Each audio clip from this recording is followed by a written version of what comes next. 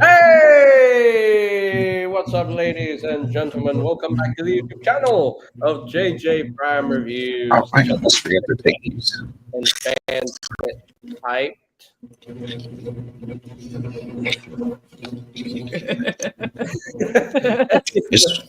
This one mic. Anyway, so I was saying, welcome back. We are on another episode of the ENERGON Den today. And of course, the topic today is about the future of Transformers media. Hello, Quentin. Greetings, Daniel. Hello, hello. Hello, everybody. How are you guys doing? You guys doing good. So, this is the topic for today's episode of the Energon Den. But first and always, we need to do some figure recognition of the weeks. So, TFA, hope you got yours. I'm not ready. Hang on. Oh man. Then I'll go JS. Any comic book recognition of the week? So I definitely will say issue 26 of Transformers Skybound, really really good, and also too the fourth volume of the trade paperback as well, because that came out I think it was 2 weeks ago, and it's fantastic, like really really good. So yeah, that's mine. Cool. Still working. TFA, you ready? Hold on, just hang on. Just give me a minute. I'm just putting on the finishing touches. Then I'll go with Acer first. Okay. I didn't realize my microphone was that sensitive, so hopefully it's better now. Hope you guys remember Dicelings. What is that? It's a mimic. What the heck? You've never heard of It was like a really, I don't know if they still make them anymore. I don't think they do, but they like turn into 20-sided dice. And this Wait, one, is it from the Dungeons and Dragons line? yes. Oh, those guys. Okay. I don't think they make them anymore, which is really unfortunate because they're always super cool.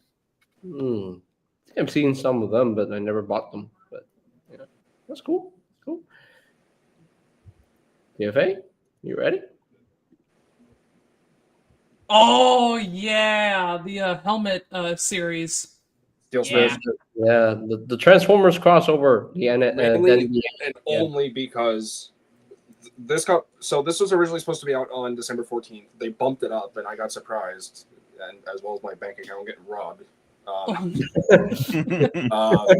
the main reason I really like this is because, for those of you who are not aware, who have not really followed my channel for a long time or don't know my full history, hi, I'm Michael, otherwise known as TFA. I'm originally a Pennsylvania. I'm just stuck down here in Florida against my will. Help me. So Pennsylvania is where I grew up. Pittsburgh Steelers, my team. So the fact that they made my team, like, I had to get this. Are you joking? That's fair. That's 100% fair. Yeah, that's a good looking helmet, though. That's a good looking helmet. And it's thinking about getting. Like, look at that logo. Beautiful. Yeah. Yeah, that's beautiful. I personally wish they did one for the Indianapolis Colts, because I was originally from there before I moved to where I am now. But man, oh man, I wish they made that. Maybe in the future. I don't know. We'll see. But if they ever do, I will be buying that for sure. If they do one for the Bucks, the Tampa Bay Buccaneers, I'm not buying it. That's fair. Bucks suck. I will say that. Steelers, I'm pretty sure, creamed them a few times. Also, happy birthday to you, Daniel. Yes, happy birthday. Happy Daniel. birthday. Happy birthday. Happy birthday to you, Daniel. You feel any older yet? So, anyway, all right. So my figure recognition is a figure that I was so excited to get, and I fell in love with it when I took it out of the box. Age of the Primes leader class, Onyx Prime. Oh, what a figure. Oh my goodness. I know we put him low on the tier list over on the previous stream, but like that was mainly consensus, but like that thing is still probably figure of the year for me. I don't care if the transformation is so simple. All I care is that it's fun to do. It's fun to transform back and forth, and it's quick to do. So it's fun for me. Yeah. Yeah. So yeah, love this thing. Love this thing. But yeah. But there we go. That is it for the figure recognition. So get down to the topic at hand: the future of Transformers media. So, TFA, you start off giving your thoughts on this.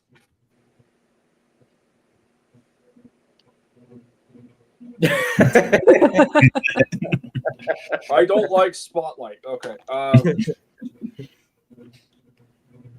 I'm going to get my negativity out of the way then. I am less than optimistic about the future media going forward. And here's the key reason why for me. Transformers is trying to latch itself on to another franchise, which worked well in comics, but I've never seen executed in any form of cartoon or movie. And that franchise is G.I. Joe. I don't care about G.I. Joe. I don't. So I'm not really looking forward. Like, okay, granted, it's the same people behind Invincible, which that series is. God, I wish I could cuss. Series is trucking phenomenal. Ugh, I hate that.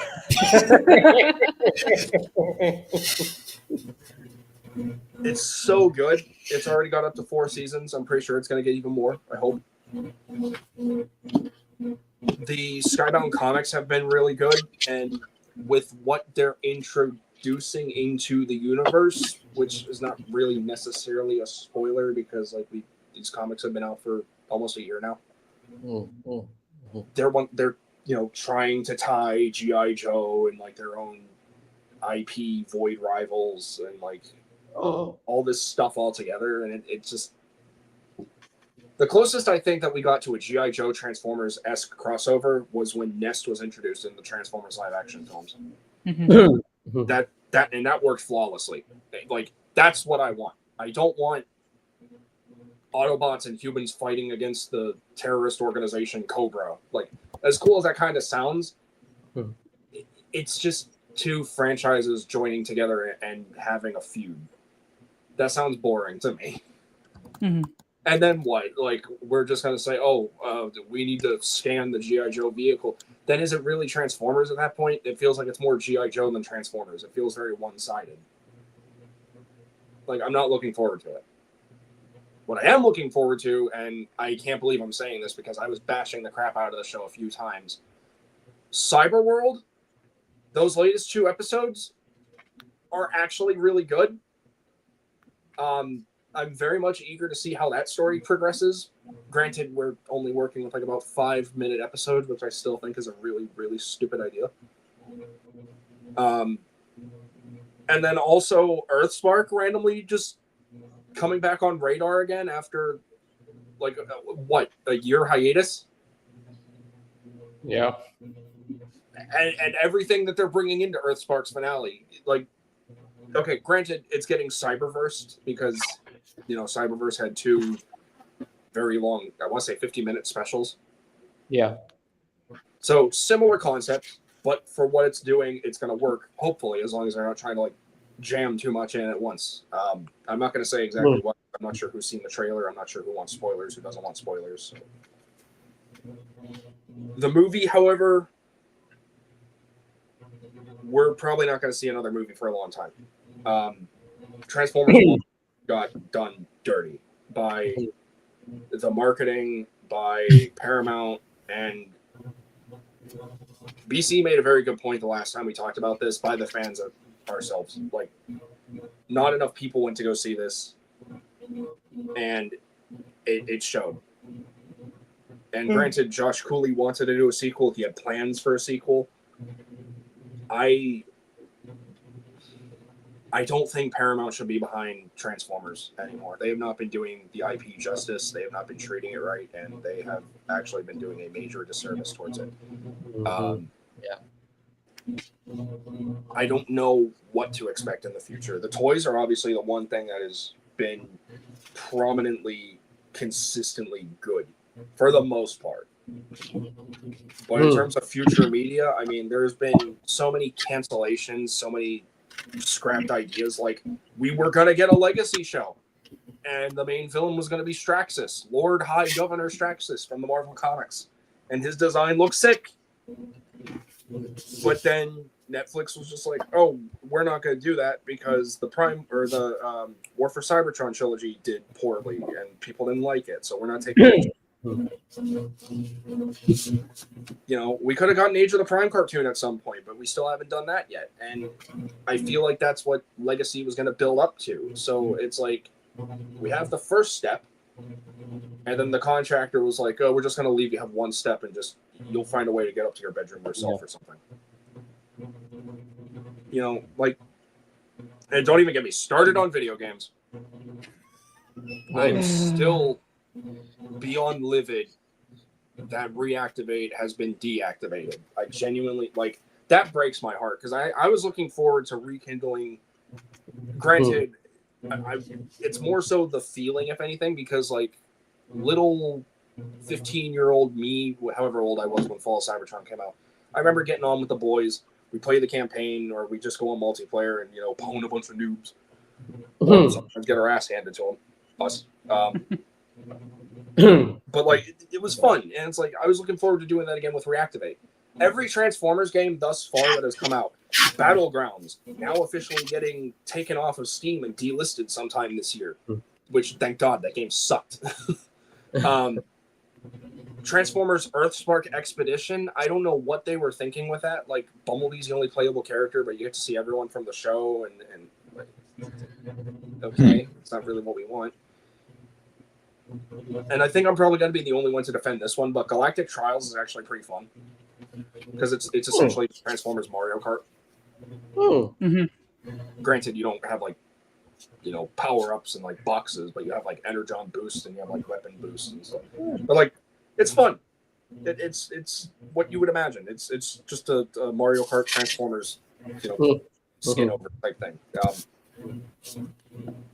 But yeah, as far as movies and TV shows, I don't see anything happening for at least a while. I feel like this is going to be probably like the fourth renaissance of the Transformers franchise as, like, the media brand.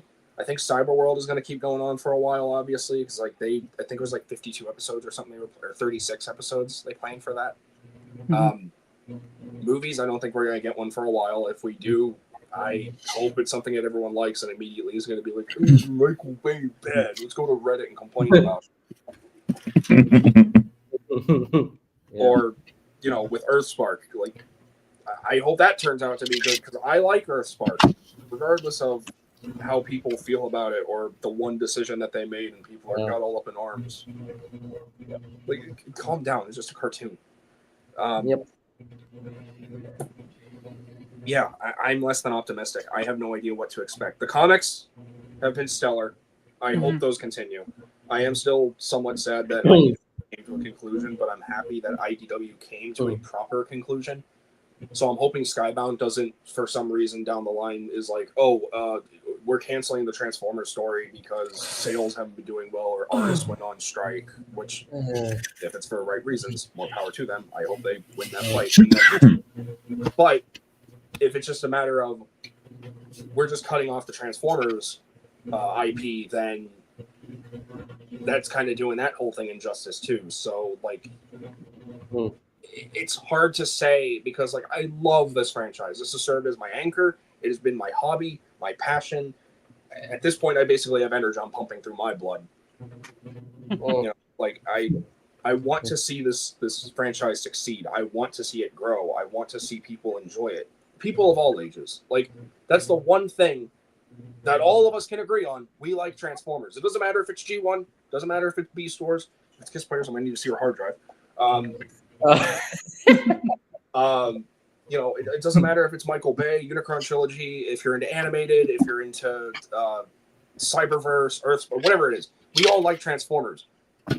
So instead of fighting amongst one another, let's just come together, support the franchise for what it is, and be happy with what we get. I'm not saying like Hasbro slings something at us and it's like, oh, here's your show, like it's slop on a plate. Like, no, obviously you can demand for more. In the words of the Nostalgia Critic, you can demand more, but you can also demand better. So I'm hoping somewhere down the line, these big entertainment industries come together, they make something that everyone will enjoy, that everyone wants, they listen to the fans, and maybe all of us can just looking for more stuff forward in the future. Because like I don't see anything happening right now, for at least for a while. Mm-hmm. Wow. I'm done. Let's give TFA a round of applause for that. Woo! Wow. Beautifully said. Very well said. I definitely would agree with a lot of the things that you said. Yeah, I'm also fearful for the future of Transformers media. I mean, I've read some I've read some comics of the Skybound universe, and yeah, the Skybound comics are stellar. Okay, they are freaking awesome. They're Because so well done. Like it's like they took IDW yeah, and they upped the ante on it in the best way possible. And like the artistry, the designs, some of the concepts that they're doing, while also respecting and taking over. I know I just cut you off, JJ. I'm really sorry about that. I just want to say this and then I'll okay. throw it back to you. Throw you But, the ball. Just, like the concepts and everything that they've been doing, the conceptualization that they've been doing, all while utilizing the iconic Generation 1 style, has been bar none some of the best writing and some of the best idealizations in Transformers media for comics in the longest time. Like I want to say this is almost Marvel Comics Legends, like Marvel Comics worthy, like because that alone is a legendary read. Like that whole universe is just IDW is great too, but like you can feel more of a Marvel comic connection than you do with IDW. There are some IDW elements, but you definitely get more of a Marvel Comics vibe than IDW compared with Skybound. Anyway, throwing it back. So yeah, as far as the Transformers media goes, yeah, the comics, they are doing a really good job in keeping the franchise alive, somewhat alive. Yeah, but as far as the movies and TV shows go, I don't know, man. I mean, that the rumor that the Skybound TV show is coming out. Yes, It's not even a rumor; it's confirmed. Yeah, I mean, it's confirmed. yeah. I mean, yeah, they confirmed that it's in development. It's coming out. I don't know how that one is gonna work. I don't know how the animation is gonna work. Hopefully, it's like similar animation like Transformers Prime or something. But I'm hoping it's not going to be a 3D animated one because I'll be real, I'm sick and tired of 3D animation. They Go ahead. they could do like a live action type of show. Amazon's got the budget for it. See, that'd be cool. But like, it's going to be like an ENERGON universe thing. And it's going to be based on comics, so we know it's going to be animated.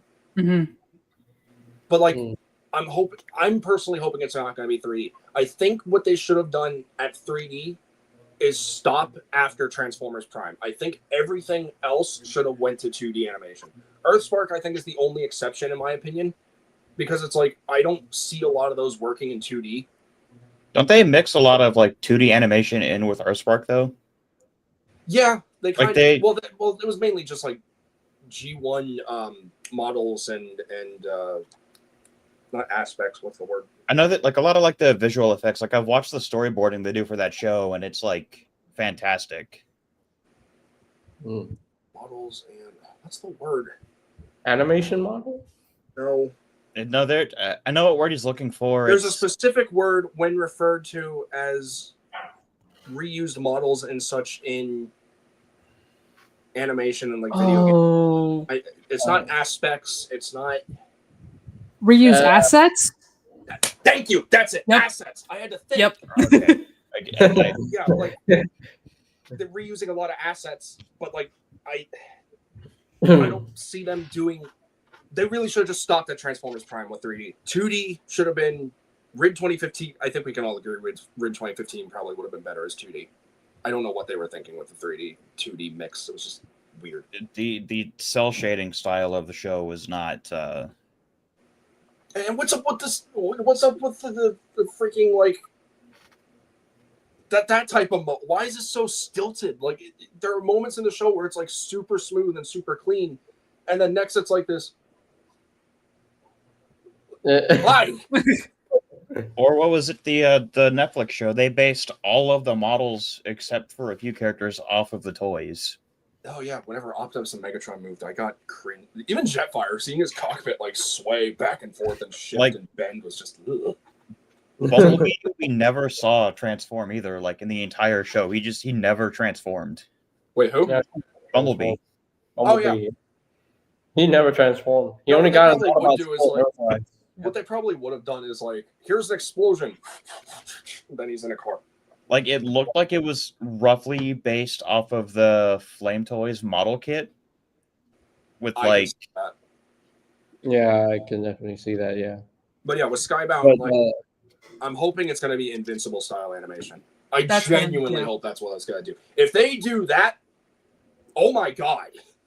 That's what I'm hoping too. I'm really hoping it's going to be, and I'll talk about this whenever I do my stuff. But yeah, I agree with you. I'm sorry. TFA. I don't mean to keep jumping in. I'm passionate about this stuff. I'm not trying to. No. You're fine. oh no, you're good. You're good. You're good. You know, Yeah, I'm going you- to say this real quick to add on to my little tangent as well, real quick. Let Studio Trigger behind Transformers. oh yes, That's something I Yes. want for the future. That If ev- 40th anniversary video that they did was by far some of the best Transformers media we ever got. Studio Trigger acknowledges Transformers. They love Transformers. They're huge fans of Transformers. Watch, I mean, obviously when your parents aren't around, watch Panty and Stocking. There's a whole episode where it's just Transformers. It's a giant parody. Exactly. It's so good. And SSSS Gridman. The main characters, or pretty much every character in that cast, every single part of their attire is a Transformers reference. Wow. And it's like Wow. based, like the girl, I want to say her name was like Ray something or Rayco. I think she's based on Shattered Glass Megatron or like Shattered Glass Wow. Ratchet. Wow. Like look it up. I'm not kidding. The main antagonist girl is based on Shattered Glass Optimus Prime. What is this called? What's it SSSS Gridman. S. How do you spell it? How do you spell it? Quadruple S, so 4 S's, Gridman. SSSS grip. Oh. Oh wow. Yeah. And like even the like high priority looking student characters, they're based on the Age of Extinction Dinobots. What? Yeah. No, dude, I crap you not. There. This is crazy. It's so good. Ah, I gotta look up the Dinobots one. And I think the main guy character, he's based on Cliff Jumper. Oh. Yeah, I'm not kidding. Studio Trigger loves Transformers. They really do. Oh my gosh. I feel like I'm seeing the right thing. I don't know, but it does give off like those Cliff Jumper vibes with like his horns and stuff and like his hair's red. Yeah. Oh my Yeah, that's him. gosh. He's based on Cliff Jumper. That's crazy. And then his friend with like the green attire, he's based on Shattered Glass Sideswipe. Oh shoot. And it's like there's not even that. There's a real gear like an 07. You know that one 07 character toy that transforms to like a pair of yellow binoculars? That character, that the Shattered Glass Sideswipe dude, he has a pair of binoculars that look exactly like that toy. Oh yeah, I see what you're talking about right here. I see. All right, immediately adding this show to my Crunchyroll list. There's even other stuff too. I'm looking at just now, like I think it's another SSS Gridman, but like there's one where they homage different forms of Jetfire. So like I don't know what show this is, but like there's one that homages the G2 Cyberjet. There's one that homages the animated Jetfire. There's one that homages G1 Jetfire, and then there's one that homages Shattered Glass Jetfire. It look by the same people. It's in the Gridman universe. It's like I believe so. Subaraya Dyna Xenon. I think so. And there's a character in SSSS Gridman that just straight up looks like G2 Thundercracker. Like they wear a jacket based on G2 Thundercracker's deco. The robot named Dynazenon even looks like a transformer. What the heck? Yeah, this show's amazing. Like, there's so much love for Transformers from Studio Trigger, and like, especially again after that 40th anniversary video. They could make a full-fledged. Can you imagine? Right, we saw them tackle almost every single design in the Transformers universe for Optimus and Megatron. Can you imagine if we got like modern day rehashing by Studio Trigger for Armada, Energon, Cybertron, all done in 2D? Yes. Yeah. Give that to me right now. Yes. That would be awesome to see. Yeah. That's what I want for the future. I want Studio Trigger to get behind the handle for Transformers and just any future like continuity. Like Transformers Wild King has been kind of good. I don't know what's going on with that show, if they're still continuing it, if it's on hiatus. I don't know. Cyberworld again is okay for a US audience if it's like you just want to put on something for your kid, but like for an adult fan, it's like you'll get some references. Yeah, I just want to say about Cyberworld here, just real quick. Still not a fan of the 5-minute episodes. I don't know what they were thinking. But those last two episodes, the full 10 minutes, like it was good. It was actually really good. Like, what the heck? It's like, where was this Cyberworld? I wanted this. Like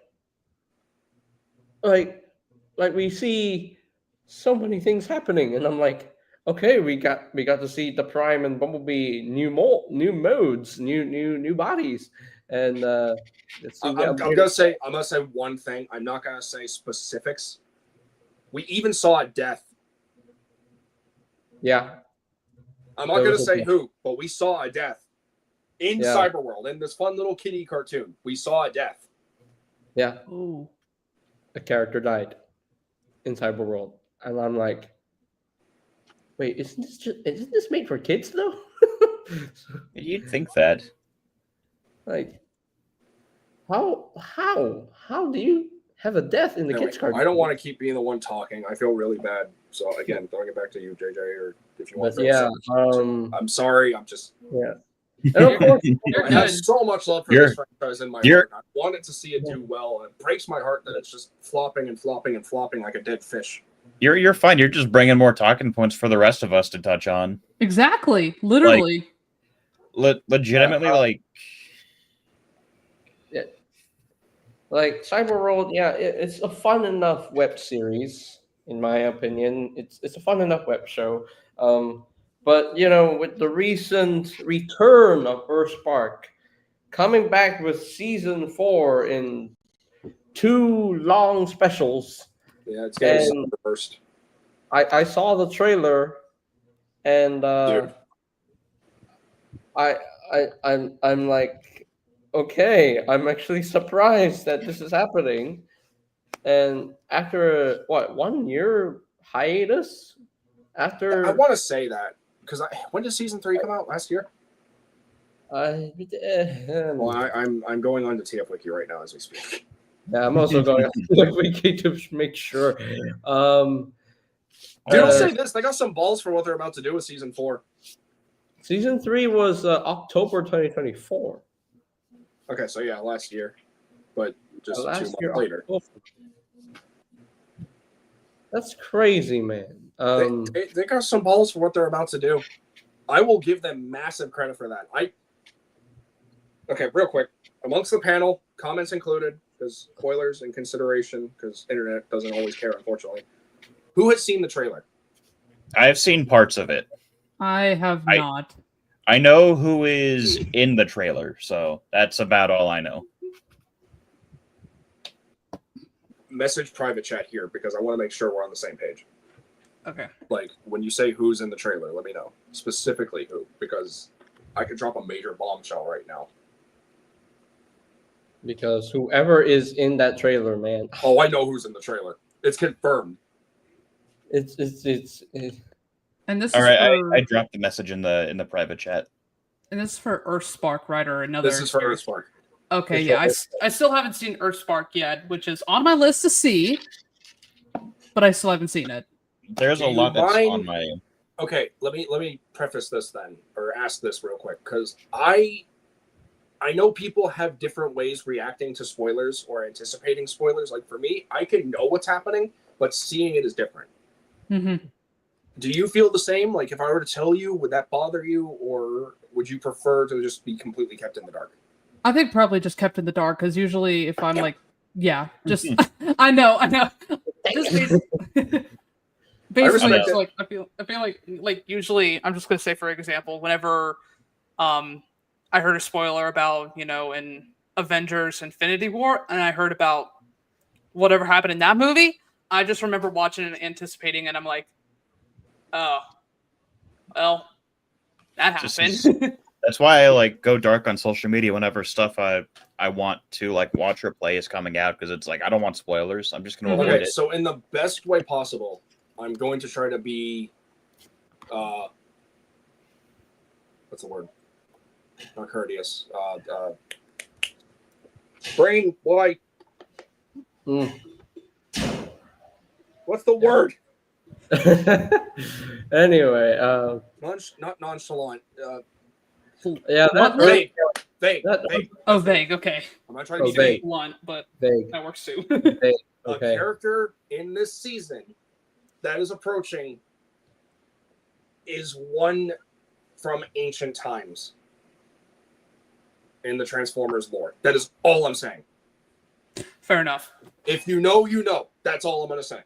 Okay. But it's mind-boggling that it's going to happen. All right. Oh, BC's finally Hello, here. BC. Told you. Why is he down there? Put him over there. Good. You're the co-host. I had to put you in the top. So Yeah, but why is he down there? He needs to be there. I like being on the top. I feel tall again. I'm just happy to be here, man. Just having to get up here. Well, Hi guys. Hello. Hello, BC. You finally join us. Oh, no wonder you said you have company because Rob is here. it's effing Rob! Rob, let's go. I think he can get back. It's It's Robuco. His name is Robuco. Robuco. Yes, Robuco. Oh, we Robuco. changed his name. Darn it. It's Robuco. He is Robuco Skull. That's what he is. So BC, now that you have joined us, before your thoughts on the topic itself, what is your figure recognition of the week? My figure recognition of the week Because is... after all, this is just a scrapyard. Yes. Because, I mean, after all, it is discount figure appreciation of the week. Good Lord. It is, breakdown. Oh. Ooh. I recently flipped all these guys back into the vehicle modes, and honestly, if we got to keep waiting for Hasbro to complete the set, I'm just gonna go ahead and sell them. As Yeah, I said, I don't know what's taking them so YouTube long. Watermaster is not a matter of if, it's a matter of, or not a matter of when. No, I can't. not a matter of if, it is a matter of when. So it Yeah. will be happening. Robuco has something else though. YOLO. Oh, Okay, that Oh. is beautiful. Sick kit. Even better. Oh, Fine. oh my gosh. Not a fan, but happy for you. Well, you're not a fan of Yellow Bark? I'm the same way with blockies. I just not my cup of tea. Okay, Yellow Park, I can kind of vibe with you a little bit more on that one. Blockies, you're out of your mind. You're just saying that because you got addicted. I'm not even the fact that I got addicted. It's the fact that I willingly gave these things a chance because scale-wise, specific ones fit my personal collection, and I happen to end up enjoying the hobby. And I'm also a model builder. And so there you go. Until he realizes his wallet hates him. When does my wallet hate me? That's my response. So, BC, what are your thoughts, future of Transformers media? You have anything to say? Okay, so Rabuko might chime in here, depending on what I say. So the topic is the future of Transformers media. Mhm. And it's super funny that we're here with this because just recently I ended up tapping into childhood memories amongst the group when I brought back up Dinosaurs. Oh, that's why you asked me. Oh, yeah. Yeah, I remember watching that one. Get out of there. Hold on. Yeah, I remember watching that one.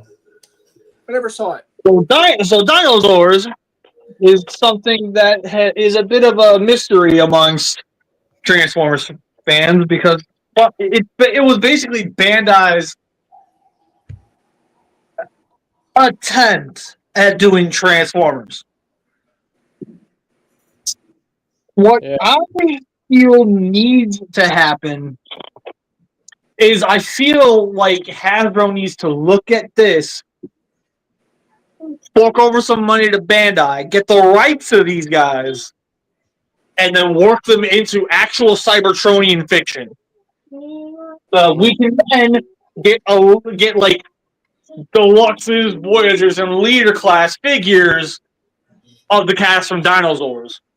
I would love to see that, especially since those things, let's face it, they would never be short for repaints because those designs are overused in the show and they can be repainted into dang near anything. And it's funny he brings it up because we found the show on YouTube. Yeah, the show's free on YouTube, by the way. Go watch it. It's Cool. stupid fun. I've seen What's it the called? transformation. I've seen the whole show, and one of the characters from Dinosaurs is the same voice with Rid 01 Ultra Magnus. Yep. I've seen the transformation compilation. That's kind of as far as I watch it. So with that said, here's where I stand when it comes to Transformers media. We need more stuff. Granted, better writing and better visuals, like Dinosaurs. This is a fresh new take on an old system. Because literally, the Dragosaurs in this show are the Decepticons. The Dino Knights are the Autobots. The main good guy is a red Tyrannosaurus that kind of looks like a knight when he transforms. They all have their own transformation sequence. Like, the more we were kind of sitting here watching this, Rabuko, correct me if I'm wrong, or if I'm just assuming too much, but it made me miss the good old days. It made me miss when the transformations mattered.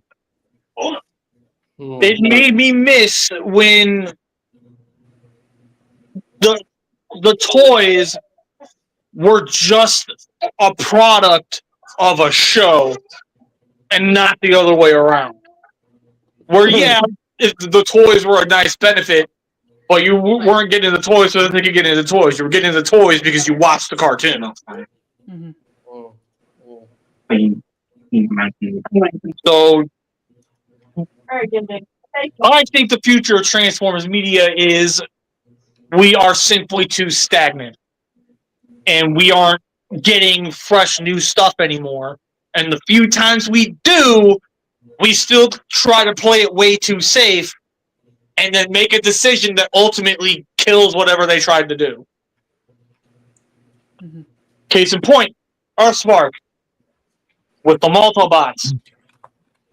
Neat in concept, not so great in execution. Yeah, I know. Some people are going to be sitting there like, oh, hey, more Earthspark hate.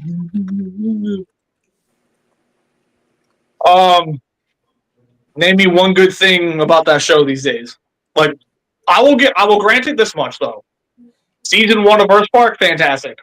The rest, Yeah, not every season's gonna hit the same. and obviously for those who are a fan of Earthspark, if you like Earthspark, that's fine. I'm not going to take that from you. But for the sake of my the sake of my part of the conversation, let's face it, it went from trying to do something unique to just returning to bare bones basic, what we know, what we're used to. And because of that, the show suffered. JJ, pin Naruko's comment. Cyberworld, I'm not even gonna touch because bleh. Robot. Very good, but no, Naruko's comment. Robot. What is? Hold on. I'm trying to look around and find. Stop it. Nariko, stop. Stop. Seriously, just Oh, stop. now, well, hold on. This criticism isn't necessarily 100% undeserved. Does the Bayverse have its fans? Yes, obviously it does. But we cannot sit here and deny that the Bayverse has done a lot of damage to the franchise as a whole as well. Just don't let Bay in the writer's room. Keep him working on like. Sorry, go ahead, Acer. Like, he's fine for like the visuals. Because we also got to remember, as much damage as the Transformers has done, it's also potentially the best it's ever looked in theaters. Yeah. Like, as much as I hate Bay's writing, like, he does. It's not so much his writing, though, because he's not the writer of the stories. He's just the director. He's the director. He's got final say in a lot of that stuff, though. So, like, a lot of it is Bay's fault. Yeah, and all I'm saying is look, everybody knows me. I will take any and every opportunity to get on Nariko's case. I will do the same with any one of you guys. This is the one time where, while yes, I do agree he really shouldn't be spewing that, at the same time, I'll back him up because he's technically not wrong. So Bayverse has done a lot of damage to the franchise as well. He is a part of the media side of Transformers. Therefore, he holds a lot of blame. It does not make any sense to sit here and get on Nariko's case, but I can guarantee you if I slandered the Bayverse, not a soul would say a thing to me. I would. Yeah, but that's because, let's face it, between you and me, whenever you rise up to come to the defense of something, you'll actually attempt to back it up with some actual legitimate claims. Do you win all the time? Must face it, no, you don't. But I do at least commend you for trying. To be honored. So at the end of the day, getting upset with him for simply voicing how he feels, that's something where, granted, I'm not the host of the show, so technically it's not really my place. But as somebody where I have been put in that position multiple times, don't even. Don't even. Yep. He's allowed to speak how he feels. If he overdoes it and starts slandering in the comment section when he was expressly told do not do that, then yes, at that point, jump on him all you want. I don't care. He shared how he feels, and for the most part, I think that was about as far as that went. Yep, basically that's about as far as that went. And he left it alone. I want to throw back to what you said a moment ago about how Bayverse has done damage, supposedly. Proven. Damage that it has done is divide the fandom. Yeah, and that ultimately is what I'm talking about. Yeah, but what I'm saying is that whole reason why it's done so much damage is mainly because the fans of Transformers, whether they be from, Unicron Trilogy, Beast Wars, Japanese continuity, again, Mhm. so I need to see your hard drive. G1 specifically, they went in thinking they were going to get something along those lines, or that it doesn't vibe with them in the same way, and thus it's created this massive discourse. I don't fault Michael Bay or the Bayverse. If anything, that was in a quiet period after the Unicron trilogy, because granted, it ended in, I want to say earlier, mid 2006. We had nothing for a little while aside from toys. We had no media. Like, that was it. I'm going to try not to sound too gatekeepy, because I'm very much against that. But there is no argument that the 07 and the Bayverse films reinvigorated that franchise again. Oh, no, you're correct. It was at You're a more than tipping correct. point. It's at a tipping point where it's like, here we are, here's Cybertron, and then slowly starting to dip. No interest, no relevancy in pop culture media, and the next thing you know, 07, and then animated, and it just kept building up and up and up. So I hear where Naruto's coming from, and by no means did I mean to make it sound like I was putting him on blast whatsoever. That's part of that mentality of like G-whiners and like fans who are just hating Bay to hate Bay. At least that's how it kind of came off. Because it's like, Michael Bay has done some cool things. He's done some good things. It was just up until the last two movies that he did, they weren't really the absolute best. Which, wholeheartedly, I will say that honestly, because I still like TLK, but that's just me. Crap, ADHD train left the station. Give me a sec. While you're doing that, Also, Michael Bay did help with Bumblebee and Rise of the Beasts to a degree. So, like, we can tell. And TF1. Yeah.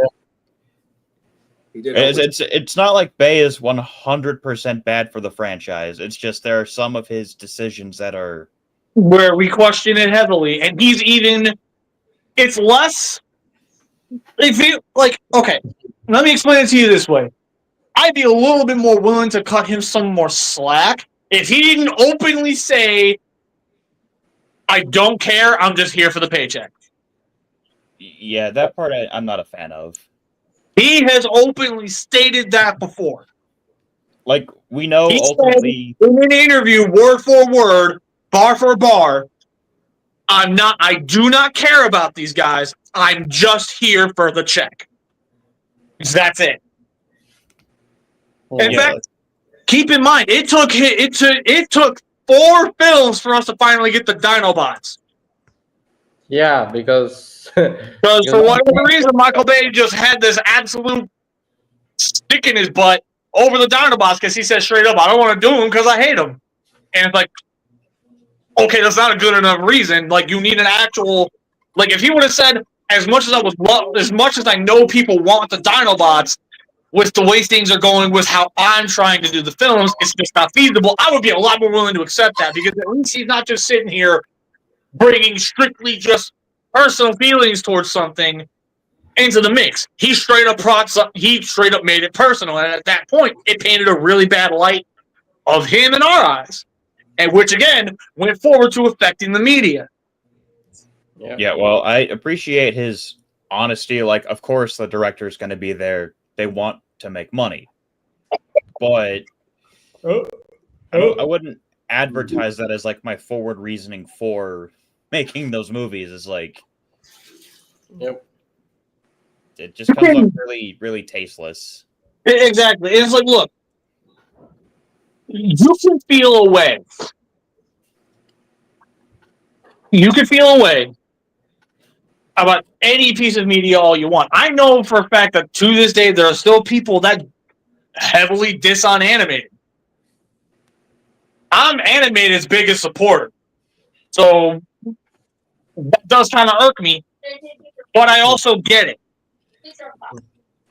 I combat it with, I'm sorry, as much as everybody wants to sit here and say, like, even I give the props to Transformers Prime, no one does character building and character writing better than animated. I have yet to see another cartoon come out of the woodwork and do exactly that. Give us damn solid character writing, and if you're going to try and argue that Earthspark's doing the same thing, get out now. Just get out now. The one thing Earthspark lacked was consistency. How quickly they folded and went right back to basics proves it. Animated stayed its course from start to finish. It allowed the characters to carry the show. It didn't sit here and rely entirely on some corporate decisions. Animated carried itself in ways no one can ever argue. And yeah, I know that sometimes the art direction is something that not everybody can really vibe with. At the end of the day, let's be 100% real. As me and Rabuka are very much so still learning, the dinosaurs designs, they don't suck. They're awesome. I still love those designs. I still think they look absolutely awesome. The media they're in is what forced them into becoming pop culture misses, basically, for lack of a better way of saying it. That said, as far as I'm concerned, for the future of Transformers media, we need stuff where they care about their characters like in animated. They care about their visual representation like in Prime. They care about doing something genuine and unique like dinosaurs. Agree. These are things that Transformers desperately needs in the media space. You can do this unique stuff with toys all you want. If you don't have media backing those toys up, guess what? They're just floating in the ether. But is that such a bad thing when a toy can just be a toy? Like, I don't see any live-action movies about wooden trains or pedal balls or, pickup. Don't give them ideas. Don't give them ideas. Don't give them ideas. Why not? They already They'll do it. They'll find a way to do it. Why not? They already did an Uno movie. Yeah, honestly, Oh my god. Anyway, so to finally end off how I feel about everything, the media desperately needs to be re-looked at, not even just from the eyes of people who are actual fans, but through the eyes of somebody who is actually going to stand their ground and say, no, I don't care how you feel. You want this to succeed? Let me cook. Unfortunately, until the fat cats all fall out and lose all 9 of their lives, that probably won't happen. And now, I'm not saying that it isn't 100% possible.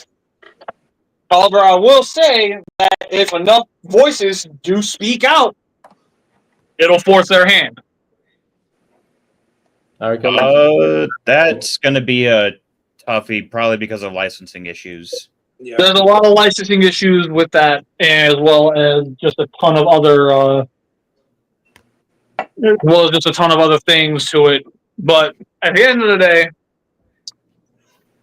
the media sorely needs new attention, where it actually allows the media to flourish in a way that it hasn't been allowed to in a long time. It's why Beast Wars hit as hard as it did. It was something new. It was something unique. It's why the Unicron trilogy hit to the level that it did. It brought the gotta catch 'em all aspect of Transformers, which made it unique. It's why the Bayverse holds such a special place within a lot of people's hearts, because it was a whole new aesthetic for a whole new generation. Yeah. I'm not the biggest fan of Bayverse, but I will always give it its dues, especially when they do things absolutely right. The few times that it happens, I will give them their due. But unfortunately, until we can finally get out of this rut where we have to stay within the realm of familiarity, because that's what's going to keep the franchise alive, until we get out of that and start showing that Transformers can actually be more than just what we've been pumping out. Until that happens, I'm sorry, I don't see the future being very bright for media. I really don't. Pretty much what I said too. Pretty much. Everything Yeah. Transformers related at this point in time right now has been trying to cling on with G.I. Joe. And that was already a failing franchise for these last few years. Look at the live action G.I. Joe movies. Look how hard they're trying to kind of shove that in our face. Yeah. We still haven't heard anything about the live action Transformers G.I. Joe movie yet. We're getting a Skybound series that's going to be G.I. Joe Transformers. It's like it's trying to cling on to another franchise for life, or both of them are just trying to hug each other in the same sinking ship. Yeah, like I will say this constantly. Transformers needs to go back to the experimentation that it used to do in the early 2000s. That's why my heart is so dead set on get Studio Trigger behind a Transformers series. Try some new things. Cyberworld is trying some new things. The execution just isn't the best because they're limited to 5-minute episodes.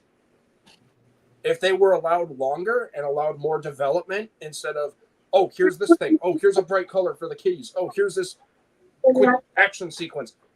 Yeah, it's going to suck and it's going to do poor. And there's so many negative reactions to that. With the live action movies, we basically got what we wanted. We wanted Transformers on the big screen. We got an action movie, a sci-fi action movie with Transformers multiple times. But the one time we got something that all of us have wanted, all of us that have begged, granted it wasn't exactly in the same, mindscape as we wanted, because it's like when we heard, oh, we're getting a Cybertron movie, oh, ILM's going to be behind it. What did all of us immediately go to? We're going to see it in Baver style. What are you doing? Like what we got, I will argue it was better. I would have preferred a Baver style Cybertron because the concepts for TLK with Optimus and Megatron being like knights and gladiators, that would have been cool to see. But people saw that. The poor marketing didn't help. And as I mentioned earlier, and I gave you credit for this, PC, so be proud of me, the fans failed it too. yeah. Yep, exactly. I watched that movie twice. I told all of my coworkers who were like, should they go watch it? Like, yes, go watch the movie. Did they go watch the movie? Like, 2 of them did. None of the other ones did. I kept telling them all week, like, dude, I took off work to go watch this movie. Like, it's that good. I am going to say this. I'm never going to not be very disappointed in this fan base for what they did to TF1. Y'all had one job. Show up and show out when it genuinely mattered. Y'all failed. So as much as you want to sit there and say, well, it's the bad marketing. Well, they didn't exactly market it the right way. Well, I personally thought it was going to be something like Pixar. You don't have an excuse. All you had to do was buy a ticket and sit your butt in the seat. You couldn't do that for our franchise.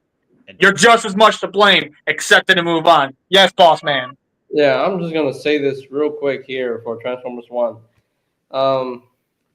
Yes, I know the marketing kind of fumbled, but here's the It thing. didn't kinda. It did fumble. It It really did. Yeah, it did fumble.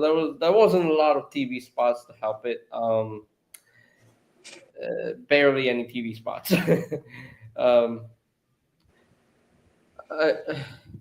You see, I seriously don't care about how the trailers are going. Like, the first trailer can be funny. It can make you laugh. If the first trailer shows that it's humorous and is actually a funny film to watch, then why would the fans have to complain about the first trailer? It's just the first trailer. You're going to see more trailers in the future. Calm down. Right. Like, I'll wait till you're done. I'm sorry. like seriously. Like, yes. Like, the fans complaining about the first trailer being funny. I'm like, that makes no sense. Like, seriously, it makes no sense.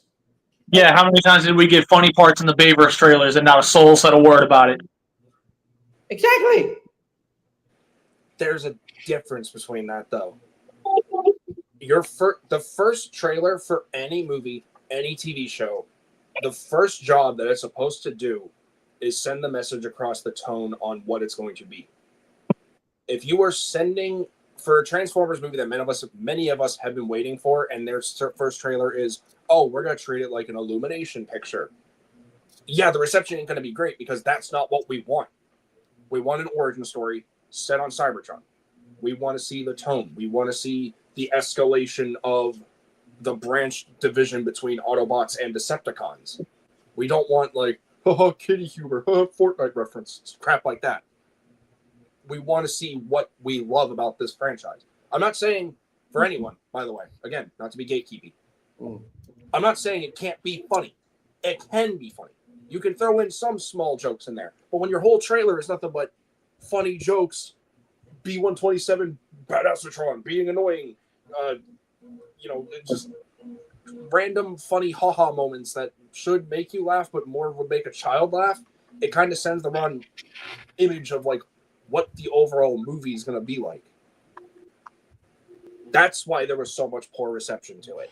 It wasn't the fact that it was just funny. It was sending off the wrong message on what the tone for this movie was supposed to be. When that second trailer came out, everyone rejoiced. Because that's what we should have saw from the get-go. Yeah, but that's the thing. That's the thing with the trailers, because we don't get only one trailer for the movies. No. There's always two official trailers. So when they released that second trailer, they actually knew what they were doing because they want to save the best for last. They don't want to spoil everything in the first trailer. They don't want to reveal everything. So they want to reveal the dark tones in the second trailer and just the light tones in the first trailer. So that we know, so it's a mixture of both light and dark. But It was at the end of the day, though, the fans still failed Transformers 1 because, fans of Transformers, if y'all wanted a Transformers 1 sequel, y'all should have just watched the film. Waste all your money to watch the film. Don't even get me started. Don't even get me started. like I told everybody I could, hey, go watch this movie. I have seen it twice now, and it's flawed, but it's still a very good movie. I talked my brother into going to see the movie. He absolutely loved it.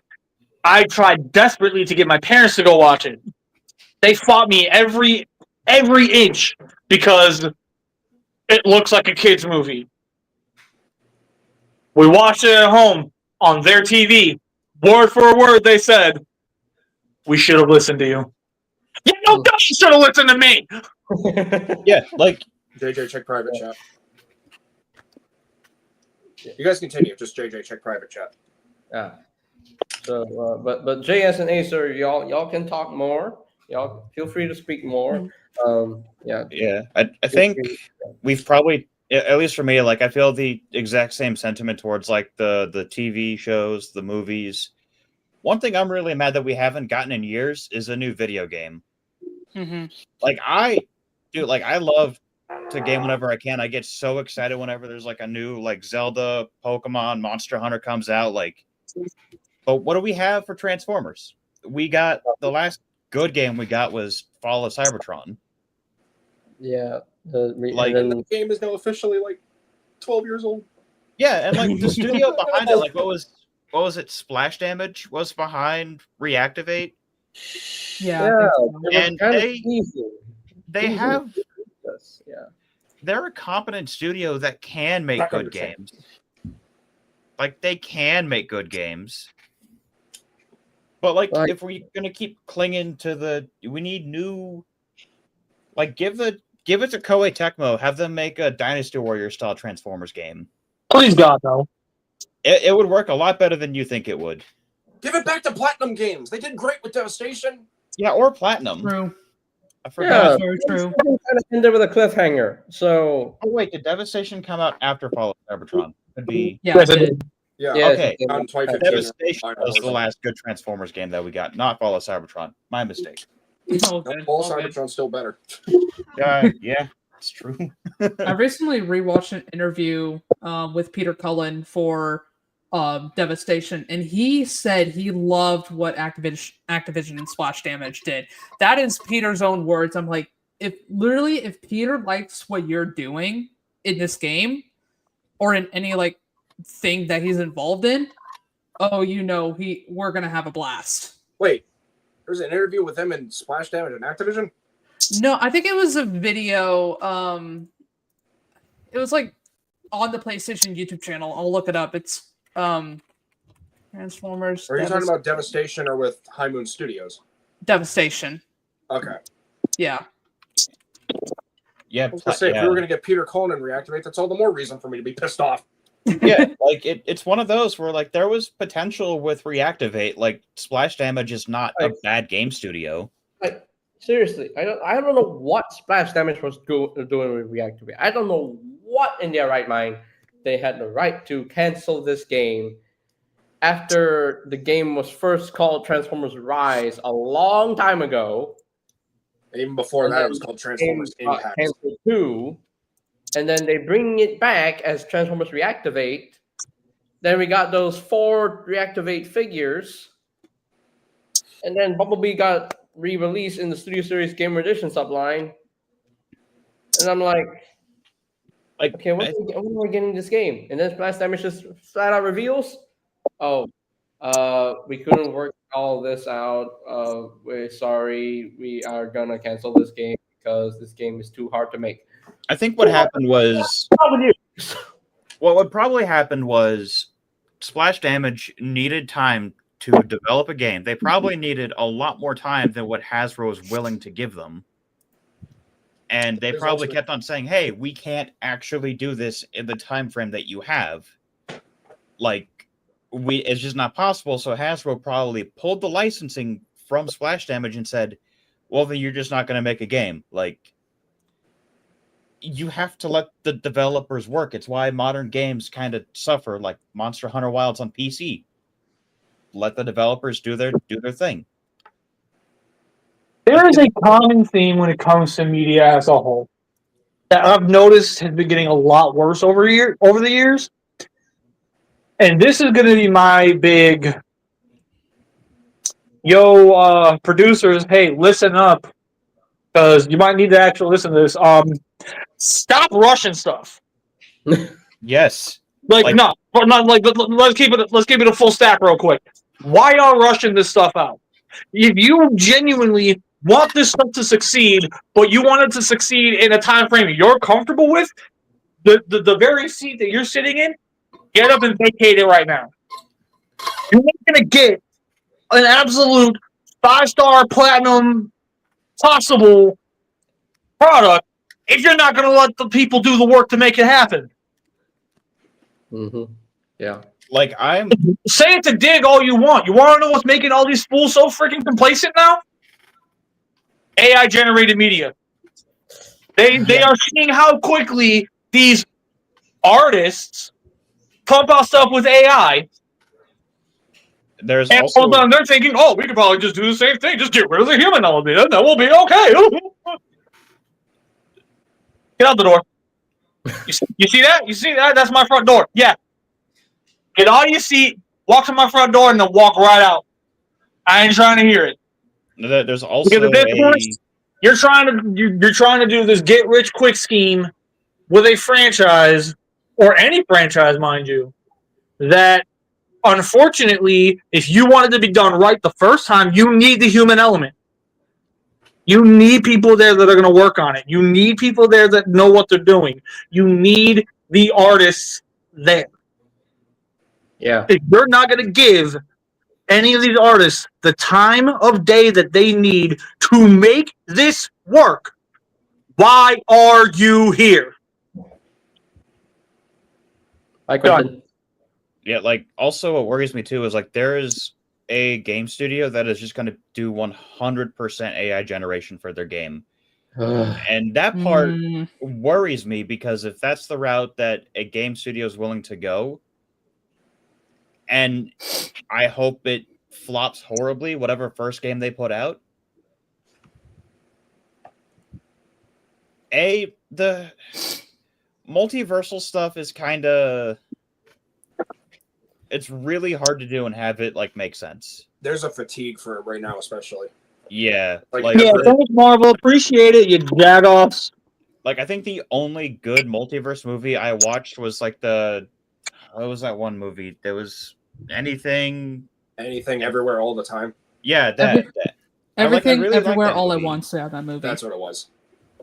Like that was like the only one that I watched that was like actually good. hmm But like the Marvel ones were just. I mean, Spider-Man take it or No Way leave Home it. was good though. Yeah, that was the only other good one too, and they pulled that one off surprisingly well. Deadpool Yeah. Wolverine was pretty good. So And, three good examples. Yeah, but at the same time, the reason why Deadpool Wolverine worked out so well, it's a Deadpool movie. Yeah. I'm just Yeah. trying to contribute. But like Yeah, That that's the thing. Like, when have we ever gotten a Transformers multiverse project? Never. the well- War for Cybertron trilogy was going to become multiversal. Technically, Cyberverse kind of did their own multiverse thing, kind does of. it necessarily count though if it's like one Megatron from another alternate universe that shows, because like Transformers sort of do that in some capacity or another. Like what Naruto's saying here, I see what he means. I see the vision, and that's what we were gonna get with the Legacy Netflix show that was gonna happen by FG DeSanta and got canceled, and Straxus was gonna be the main big bad. Like If the Legacy show had happened, then we see the Prime characters return with their new designs, then fans wouldn't even hate on the Legacy toy at all. they probably would. We're Transformers fans. We're fickle. Only we hate Transformers. Don't you know that? I thought Pokemon fans hated their own franchise. Good lord. Yeah, but see, that's the thing, though. The reason why we're not getting a lot of Transformers media is because the fans just failed it. They failed the franchise. The fans failed it. Big The corporate fans came in to failed say it. something like, "Oh, yeah, we're not accepting." The Like fans Netflix. failed it. The fans failed it because every single show that comes out, they just want to be negative about it. They don't find any positive things about it. They just want to hate. And that is why the future of Transformers media is not looking bright right now, because the fans just freaking failed it. It's not so much strictly just because of the fans not wanting to support it. There's a far deeper rooted issue there.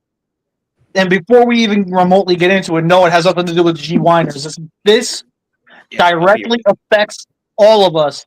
And in our own right tonight, we all demonstrated it in some way, shape, or form. Yes, even TFA. You quit singling me out. I said everybody.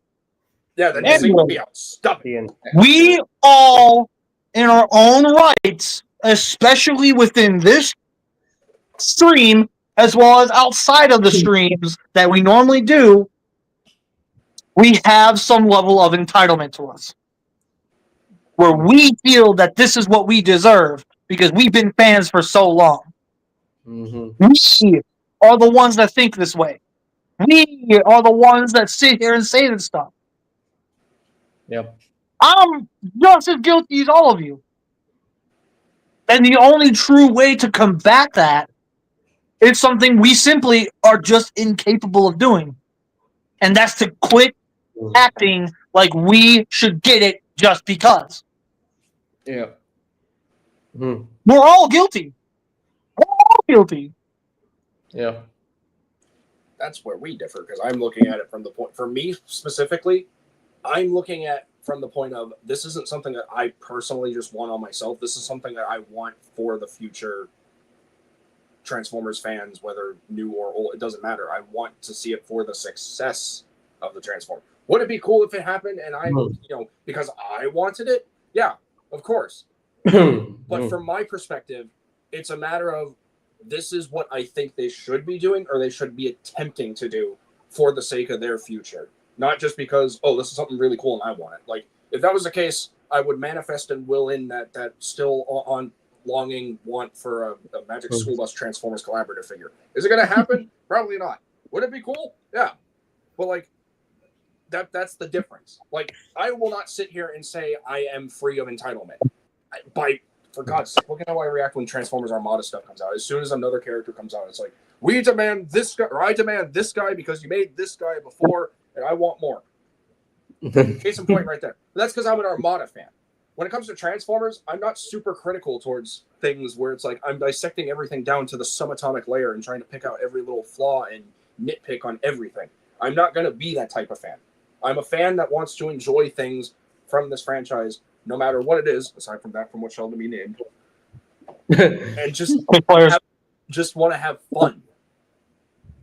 And by no means am I like trying to like strangle. Hey, Travis the Creator. Hey, and by no means, BC, am I trying to like strangle you like Homer does to Bart. I'm so like this episode. Actually, the fact that I joined this, I'm actually really happy that I did. Now, I'm just so passionate. I want to see this franchise succeed. I want to see it continue to grow, to evolve, to transform, because that's what it needs to do. That's what it should be doing. And yet there are so many times where so many projects, whether it be video games, comics, toys, they get scrapped and canceled or never see the light of day because either one, they don't have the confidence in themselves to release this. Two, the fandom, and I'm going to get a little spicy with the language. Not cussing, but let me know if I go a little too far. But again, rolling back to the entitlement thing, because there are a bunch of entitled little pricks out there who think they have a say in what they should do with a franchise as though we run it. Which, fair. If you're doing it from a place of passion and wanting it to succeed, I respect that. I commend the hell out of the people out there who do that. But if you're doing it to be, for lack of a better word, if you're doing it to be a bit of a ick, a poo-poo head, then I'm going to say ick, because that's the closest I can say to the other word. If you're doing it to be a bit of an ick, then maybe just keep it to yourself. There's a difference between supporting a franchise and trying to run it. Just because we're fans, that doesn't give us that entitlement. We can say what we would like to see, but we can't be up in arms with pitchforks and torches heading to Frankenstein's castle demanding, Big Daddy Hasbro, oh, make this figure or we'll stab you up your urethra. Yeah. So I'm going to go ahead and I'm going to end this off with this. So I am first going to address a couple things here. One, PFA, love you to death, but you basically just sat there and proved my point. You basically proved my point. So that's number one. Number two, I have noticed that every single time you and me are on the streams, after I have my big passionate thing, where I say something very specific, you immediately bounce right at me about it. Which, while not necessarily a bad thing, I'm not saying it's a bad thing, I'm just saying it's something I've noticed. If that's the case, I genuinely don't realize at the moment, because... So, like, again, if anybody else has noticed it and just hasn't said anything, by all means, let me know. I'm just saying, based on what I've seen, that does happen a lot. And at that point, I'm not trying to cause any animosity, but it's starting to feel like that's what's going on, which that's never been my intention. I think it's just because of our ongoing history, because it's like, I know you as the more critical fan, and I don't mean critical in a bad way. I just mean it more so like it kind of rubs me the wrong way. Kind of like, what's a good example? I don't know, kind of like you're rubbing a durian against my hand. Like it's the rough I don't like. I wasn't done, but okay. No, I was just saying that and then throwing it back. So that said, I also want to go back to one of Primus the Creator's other comments real quick. Because he specified, I don't think we failed it. I think it's because they are making not good shows or collabs we really don't care about. Think about it. When was there a good show we genuinely cared about? We're just going to sit here and pretend that Prime never happened, because that was the last genuine Transformers show that came out where it, to this day, it still has passionate fans. Yeah, it's still And alive in some areas. exactly. So I see what you're trying to say, but you got to keep in mind you're talking to somebody who's going to break down precisely what you said entirely, so I can see what you're trying to say, if that makes any sense. So that's that one. Reactivate TF1 are very good examples that Paramount hasn't cared. They never gave TF1 a chance. The marketing failed it. Cyberworld, I don't see anyone supporting this as much, sadly. Well, No, probably just parents turning it on for their kids, because that's basically the whole vibe of the show, really. yeah, Primus the Creator. There are enough memes in it. There are enough memes in it for kids and their Transformers. Paramount isn't caring as much as they used to. And that right there. Paramount doesn't care as much as they used to. Unfortunately. We need to be so friggin' for real. Yeah. Paramount doesn't care because we don't care. Yeah. And walk with me on this. If we supported the stuff that we did as much as we claim we want to, Paramount would care more. You want to know why? Because money talks. Mm-hmm. Those ticket sales would have told them, yeah, absolutely, keep doing it. Why do you think the Babers got as far as it did? Ticket sales. Yeah. Ticket sales. How do you think Rise of the Beasts and TF1 failed as hard as they did? No ticket sales. No ticket sales. Yeah. It's a lot of. They're doing this too much. The early fan screenings, it doesn't give the movie money. So it does. It just doesn't give them it on opening night or opening weekend when it really matters. Primus the Creator says, "What about reversing it? We don't care because Paramount doesn't care." Okay, then we could also use that same logic if we were talking about Hasbro, which we seen the proof from the designers. It's not that they don't care; it's that their hands are tied. The specific rules they have to follow. Their hands are tied. Unfortunately, Paramount as a studio company has specific rules, guidelines, and regulations that they have to follow as well. So as much as we may be screaming, we want TF2, we want TF2, if the ticket sales don't justify it, guess what? We ain't getting it. It's just that simple. I mean, TF2 exists just under a different name. Yeah, and again, I'm not trying to start no beef with you. I promise you. Like, if I was starting a beef, you'd know. Oh, trust you know. But no, genuinely, I see what you're trying to do and what you're trying to say. I'm telling you, no. Flat out no. Yeah, like we are sitting here trying to reverse it.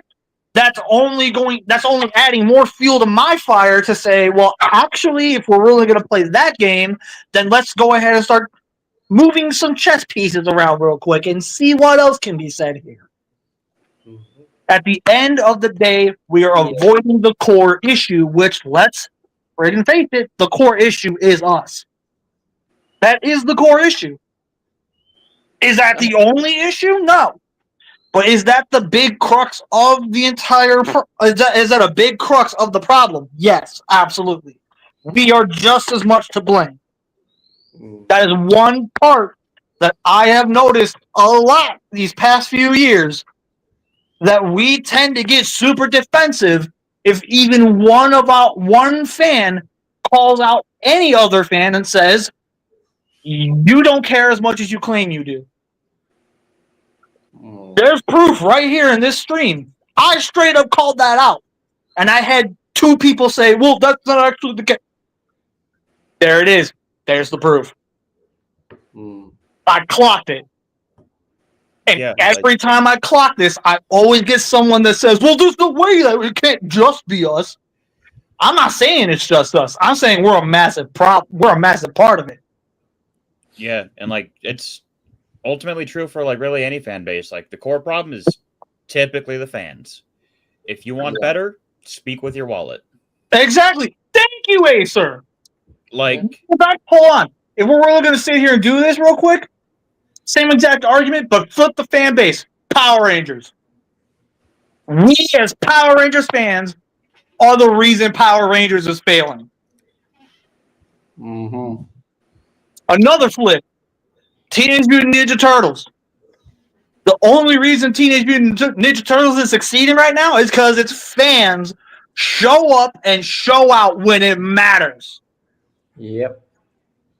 So if we're going to sit here and continuously keep trying to defend our own feelings towards something and completely ignore where we go wrong, all I'm going to ask you is do exactly what Cade Yeager told Optimus Prime. Look at the junk to see the treasure. Look at all the things that we normally don't really talk about because we're Transformers fans, and start picking apart what's causing them to fail, but also what's causing them to succeed. Let's face it, it's been a hot minute since TMNT and Transformers competed in the same space. Well, based on what I'm seeing, especially now more than anything, I'm sorry, y'all. TMNT is whipping our butts. As much as everybody wants to sit here and trash the 2 Michael Bay films for Teenage Mutant Ninja Turtles, guess what? They're better than the Bayverse. They are. Those 2 movies alone are leaps and bounds better than 5 films for Transformers. Obviously, we could do some arguing, we could do some discussion there, but the core of it is right there, plain as day in sight. The Teenage Mutant Ninja Turtles Bay movies are better than the Transformers movies. They simply just are. And before anybody sits there and says, well, you're probably going based off of only your first watch, I just recently rewatched these movies. And I was even telling my wife, the one time we deserve a third, we're not getting. yeah, that's unfortunate too. Like, and again, look.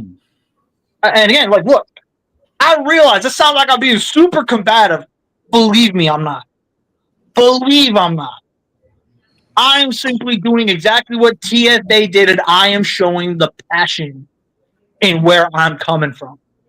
I love this franchise. I always have, and I always will. Mm-hmm. But I am tired of watching this fan base be absolute dolts. I'm tired of it. And it's gotten to a point where I will call out the inconsistencies every chance I get. yeah. That's Also, just how I am. Of course, completely agree. That's with every fan base, but also in order for fans to show up, they have to make good stuff, and they don't. they definitely do make good stuff. Like, it's not the fact that they have been putting out bad things. Like, whether or not how you feel about, like, yeah, Like, The Last honestly, Night was a bad movie, but yeah. it showed that we didn't want that out of the movie, so they went back to the drawing board and they did Bumblebee. So, Bumblebee, again, not a perfect movie. It should have done better at the box office. yeah. So just to piggyback on what Primus the Creator said here about being both parties. So here's the thing. Here's the thing. I won't disagree with you, Primus the Creator. I do think that you're making a valid point here. I do get what you're saying. And yes, I do agree that it's definitely both parties as making, it's No, let's face it, the future of Transformers media is just not going bright here, because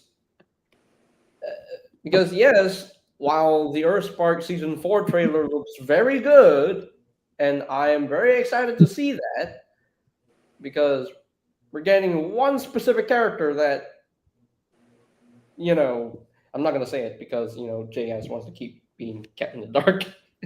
Yeah, because Yeah. yeah. And for anyone else who hasn't watched the trailer and doesn't want to know. But of course, the confirmation of the Skybound TV show that's coming out apparently.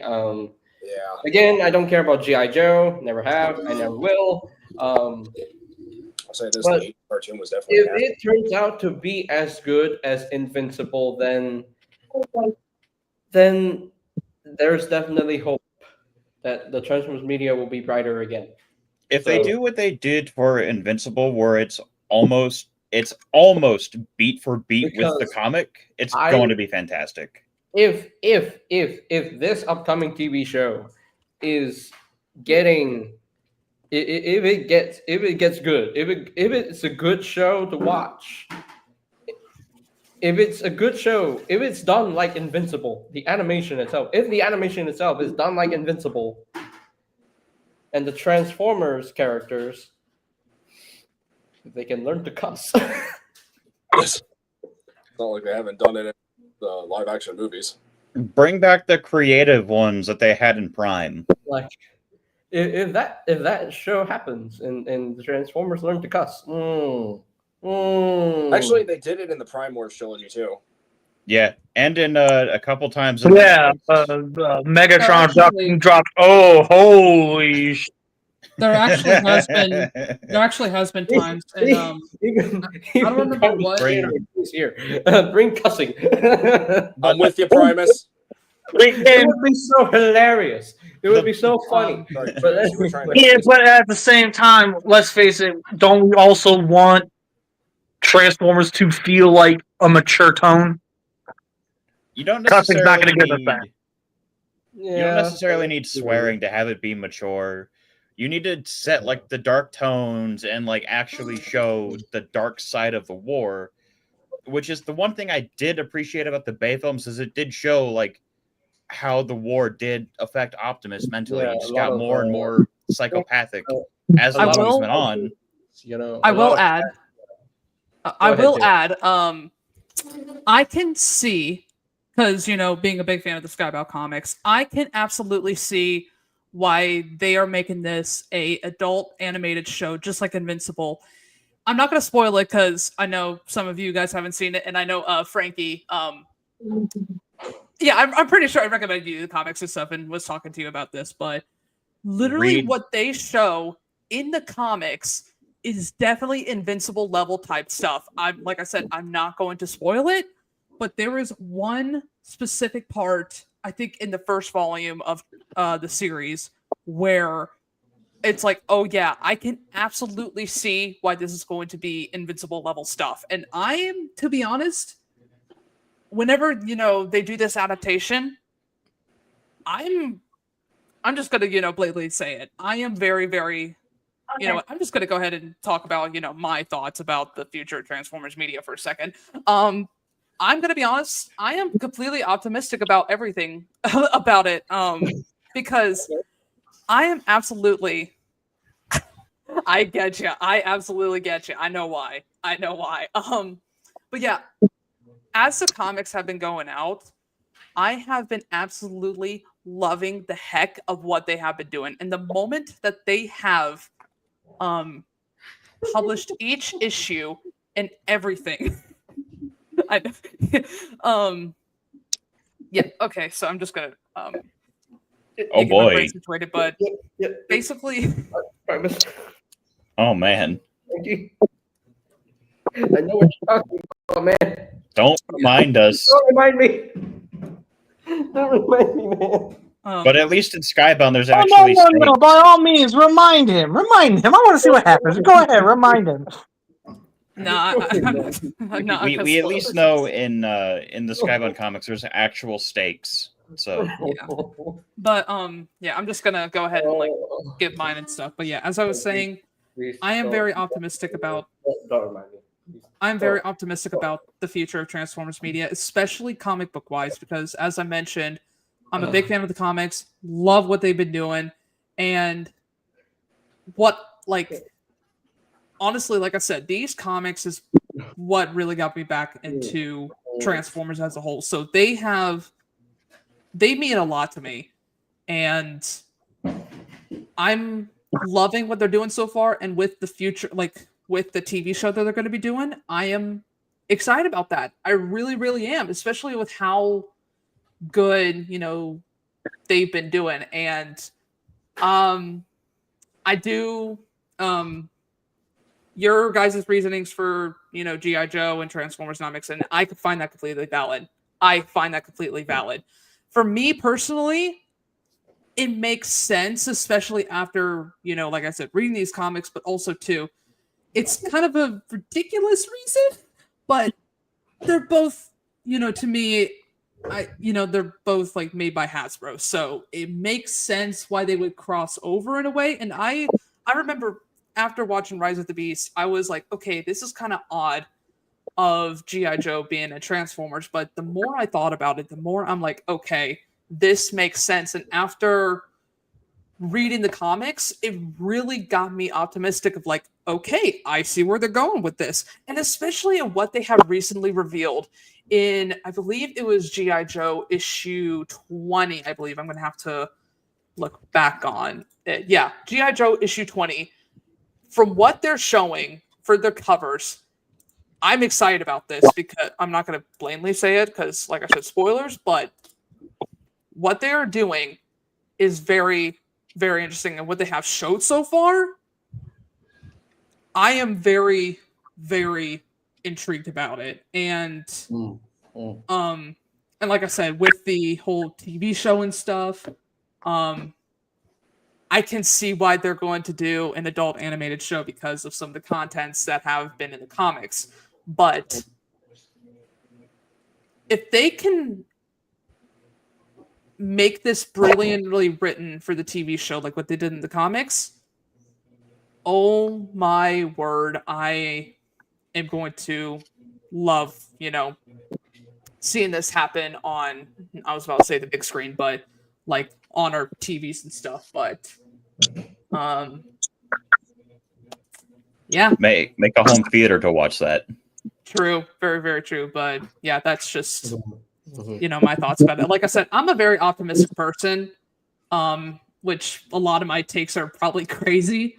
But no, I'm excited what they're going to do for the future of Transformers media, especially comic book wise, because like I said, they've been doing so well with that. I've been loving what they've been doing with that, especially like I said, with the comics. And yeah, I'm just intrigued to see how it goes. So yeah, that's my thing right there.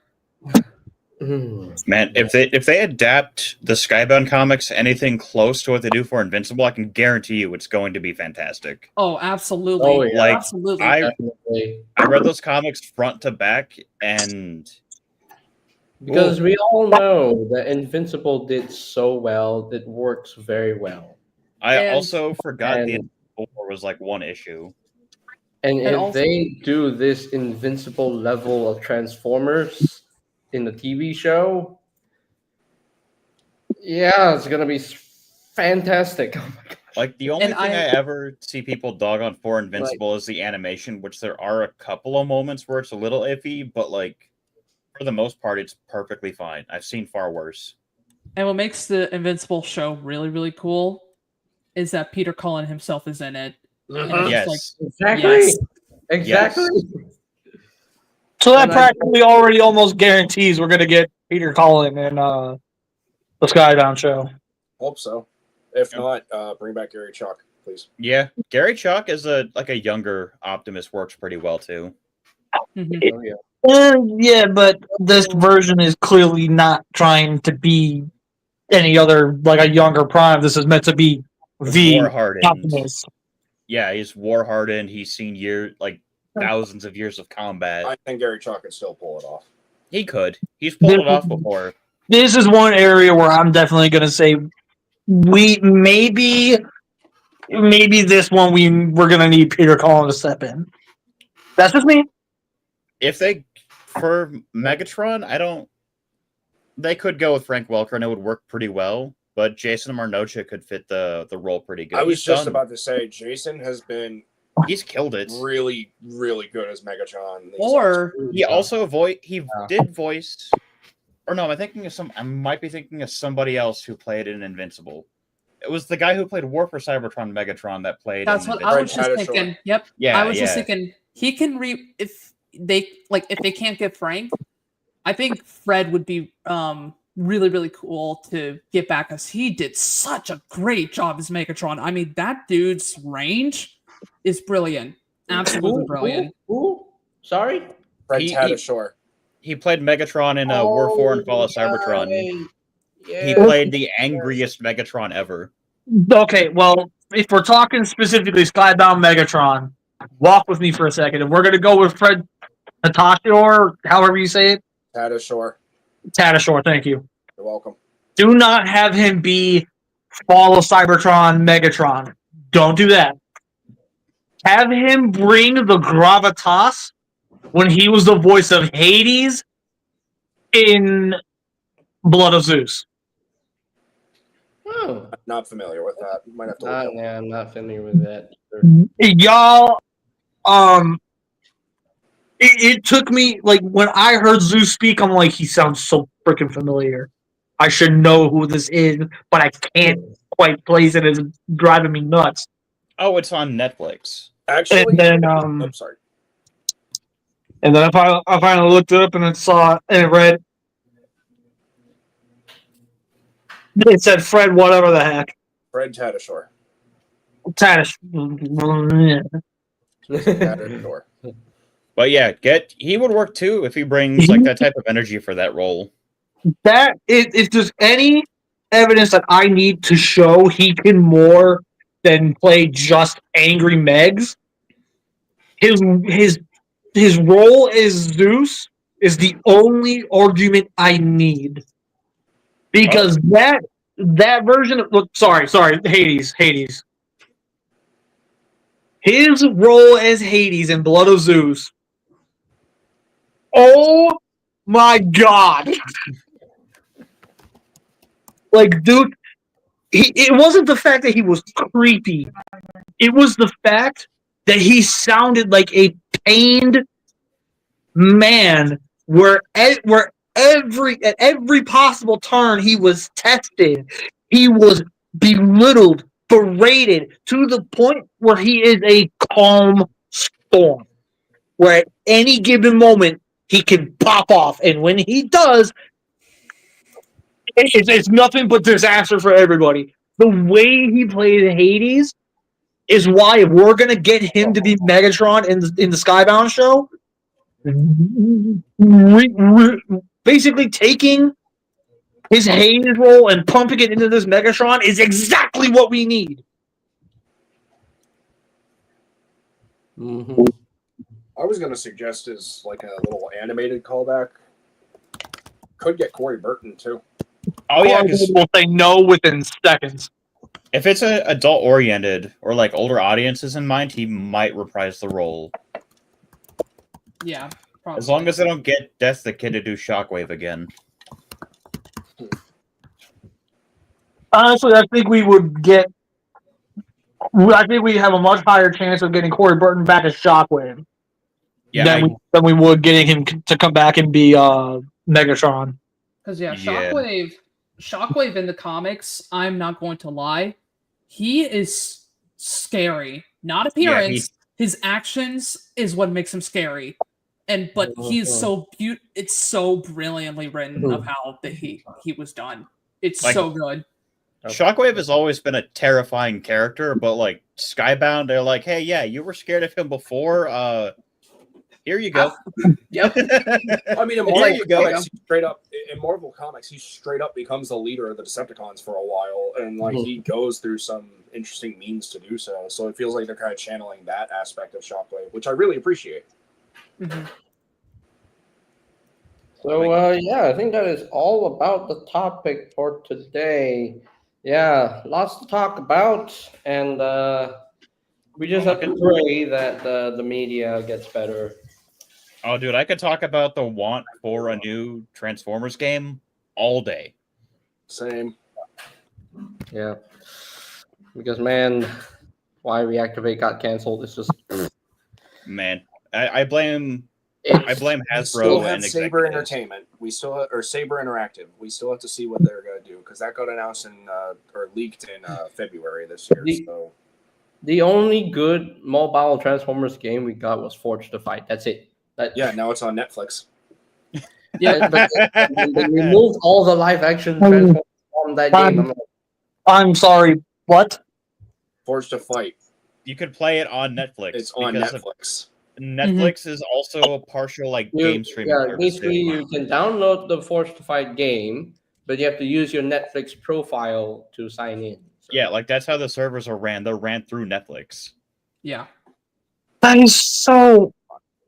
It keeps the game alive, man. It's Ah, dumb, creepy, but They the keep fact the game that alive, but they removed the live action Transformers. So what do the cutscenes look like now if they don't have live action Bumblebee or?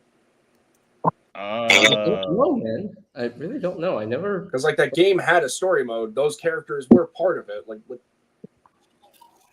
Feels kind of dirty. Maybe they All just I replaced it with a G1 Bumblebee or something. I don't know. just give us a unique take on a Transformers game that's not just a third person shooter. A transit solo movie. Justice for Transit. Yo, please give us a transit toy. Commander Transit when, please. I watched that unrendered scene and I'm sitting there and this is what the test audience didn't like was this scene. Yeah, because they said it was too dark. Granted, they didn't show everything in that uncut scene because there was gonna be more after Optimus executed him. He was just supposed to dump Transit's body in the Hudson, and it was revealed that there were dozens of Decepticon heads in the river. Oh, that's still fine. I know. That's still fine. Scourge literally just kills bots and takes their badges and leaves their body wherever. At least Optimus disposes of the bodies. He has the decency to do that. Optimus Prime, more like Optimus Crime. We only really saw Scourge kill Ape Link. Technically, he did kill Bumblebee, but he failed. I was wish dead for a good Bumblebee portion stayed of dead the in movie, that and then he movie. came back because plot armor and conveniences, and it's Bumblebee. Everyone loves Bumblebee. I hate Bumblebee. I hate that he came back to life in that movie. Gonna be completely honest. I mean, considering that he only lost Energon and he's just in stasis lock, so. I mean, yeah, from the vitality standpoint of Transformers, if you lose either your spark or your brain module, you're classified as dead. If you're drained of Energon, kind of, sort of, but you can still come back from it. Yeah. It, I don't know. They Because need to look at the because if you remember watching Rescue Bots, because we see the Rescue Bots lose their energon. They use their energon to sacrifice themselves, basically. Yep. And they went into stasis lock, and the only way they can come back in full was by in the full help rescuing of the medic. is being filled with more energon. So with help from the medic, which they wouldn't say is Ratchet for some reason. yeah. Well, we knew it was actually Ratchet. Did we though? Did we really? But also, Bumblebee just so happens to be conveniently laying on a clump of raw energon as said power surge happened. So, Yeah. Here's okay. So before we close this off, I want to add on to this too for the future of the media, because it still ties into it. Do the characters right. Much like how BC said earlier with character development and everything with animated, give us that level of a Transformers show again. Maybe not animated 1-to-1, but the idealizations behind it. Give us good character development. Give us good stories. Don't just make it feel like another Transformers cartoon. Do something different. Do something new. Do something better. Yeah. Give us a reason to love your characters. Yeah. Do something like what they did with Knockout. Yeah. And also bring us new characters. You have dozens of ideas to work with. Especially if you do live action movies again, right? We're all used to cars being all fancy and everything, these supercars, these military vehicles. You know what I want? I want a live action Transformers movie that's just the Autobots and Decepticons are just regular everyday cars and trucks. I'm not kidding. I want to see an Autobot or a Decepticon as a PT Cruiser. I want to see, I don't know, an Alternator's take on Optimus Prime where he's a Ford F-150 or Dodge Ram. It could work. Yeah, or a slice of lifestyle Transformers, where you have those just getting away from the war and how they're trying to stay away from the war actively. Yeah. Like, we don't always have to see the dirt and grime and heavily toned down violence of it. Like, sometimes I just want to see a little guy living his day-to-day life. Like, Yeah, like he give us escaped the war. They go to a planet where they're trying to live. They meet a branch of people who are classified as Decepticons trying to do the same thing, and they learn to coexist. Yeah. Like something like that. Actually, give us a movie or a show where it's focused around a character that, like, you just said, Acer, like a war survivalist who's just like trying to like that could still technically be your quote unquote globe-trotting adventure, and this character is like being hunted or trying to like evade everything, maybe trying to find a comrade or something. Like, not like what Bumblebee did though. Like, no humans, or at least like have human interaction, but don't have it heavily depend on that. If that makes any sense. Or like take us to an alien world, kind of like how IDW did with Cliffjumper, where it's like he was on an alien planet with, I forget who else was there, but like he was just on an alien planet, and he basically read Spotlight Cliffjumper. You'll know what I'm talking about. Or give us the story of the Primes, like, properly. Give us a story of like a new command of like Autobots. Like, let's see Autobot leadership through the eyes of Ultra Magnus leading a small team of characters. Yeah. Like, or a Wreckers movie in like the vein. Like, we have so much to work with. Oh, okay. Narco said like a horror movie earlier with Shockwave. Horror movie, but with the DJD. Oh yes. Oh yeah. Yes, Horror give me that slasher with the DJD. Give me that. Yeah. Bro, that would go so hard. That would go so hard. Yeah.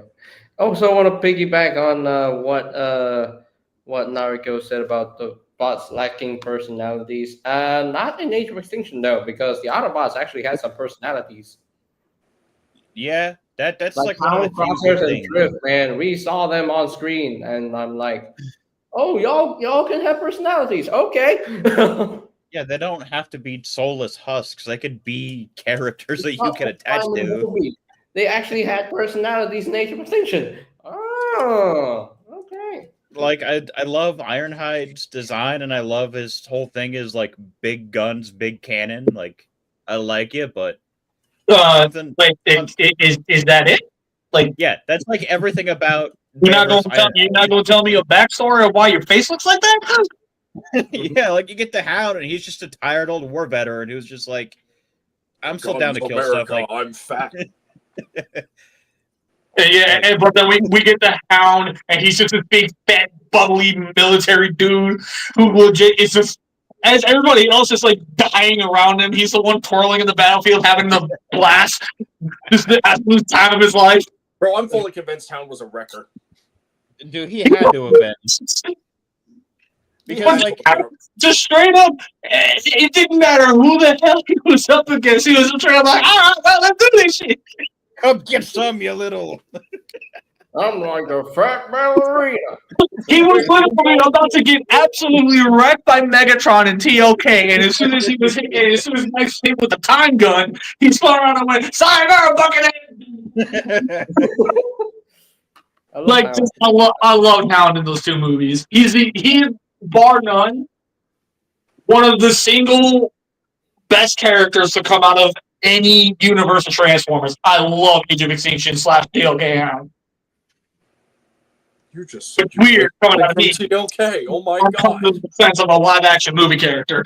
Yeah, you just said you like something from TLK. Oh my god! It's definitely weird saying I like something from those last two movies, but Hound is definitely a highlight. And let me also state really quick. The only reason why Hound was in TLK was because he survived Age of Extinction. So as much as you want to sit there and say that that's a win, hate to break it to you, it ain't. I still hate TLK. Doesn't matter. You still said it. It's on record. Also, if you do it, it's perfectly fine. But if I do it all of a sudden, no matter what, I see how this. How often do I get to do anything? You won't. That means BC. If you really love Hound from the Bavers, because you said it yourself. You admit it. You love Hound from Age of Extinction and The Last Night. And since we are actually getting a studio series Last Night Hound in 2027, Is it a that leader means class? you I have no think it choice is a but to leader class. buy it for your Oh. collection. Okay, I'm not gonna lie, that leader Let me class double check. Hound. If it's a Sorry. leader class, it's gonna have to do a lot of work to make me want to replace my Last Night from your Voyager. I love that thing. Age of Extinction Voyager's better. I don't know. There's something about the Last Night Voyager that's just like, I like It it. has more of his bulk. At least he's Yeah. actually fat.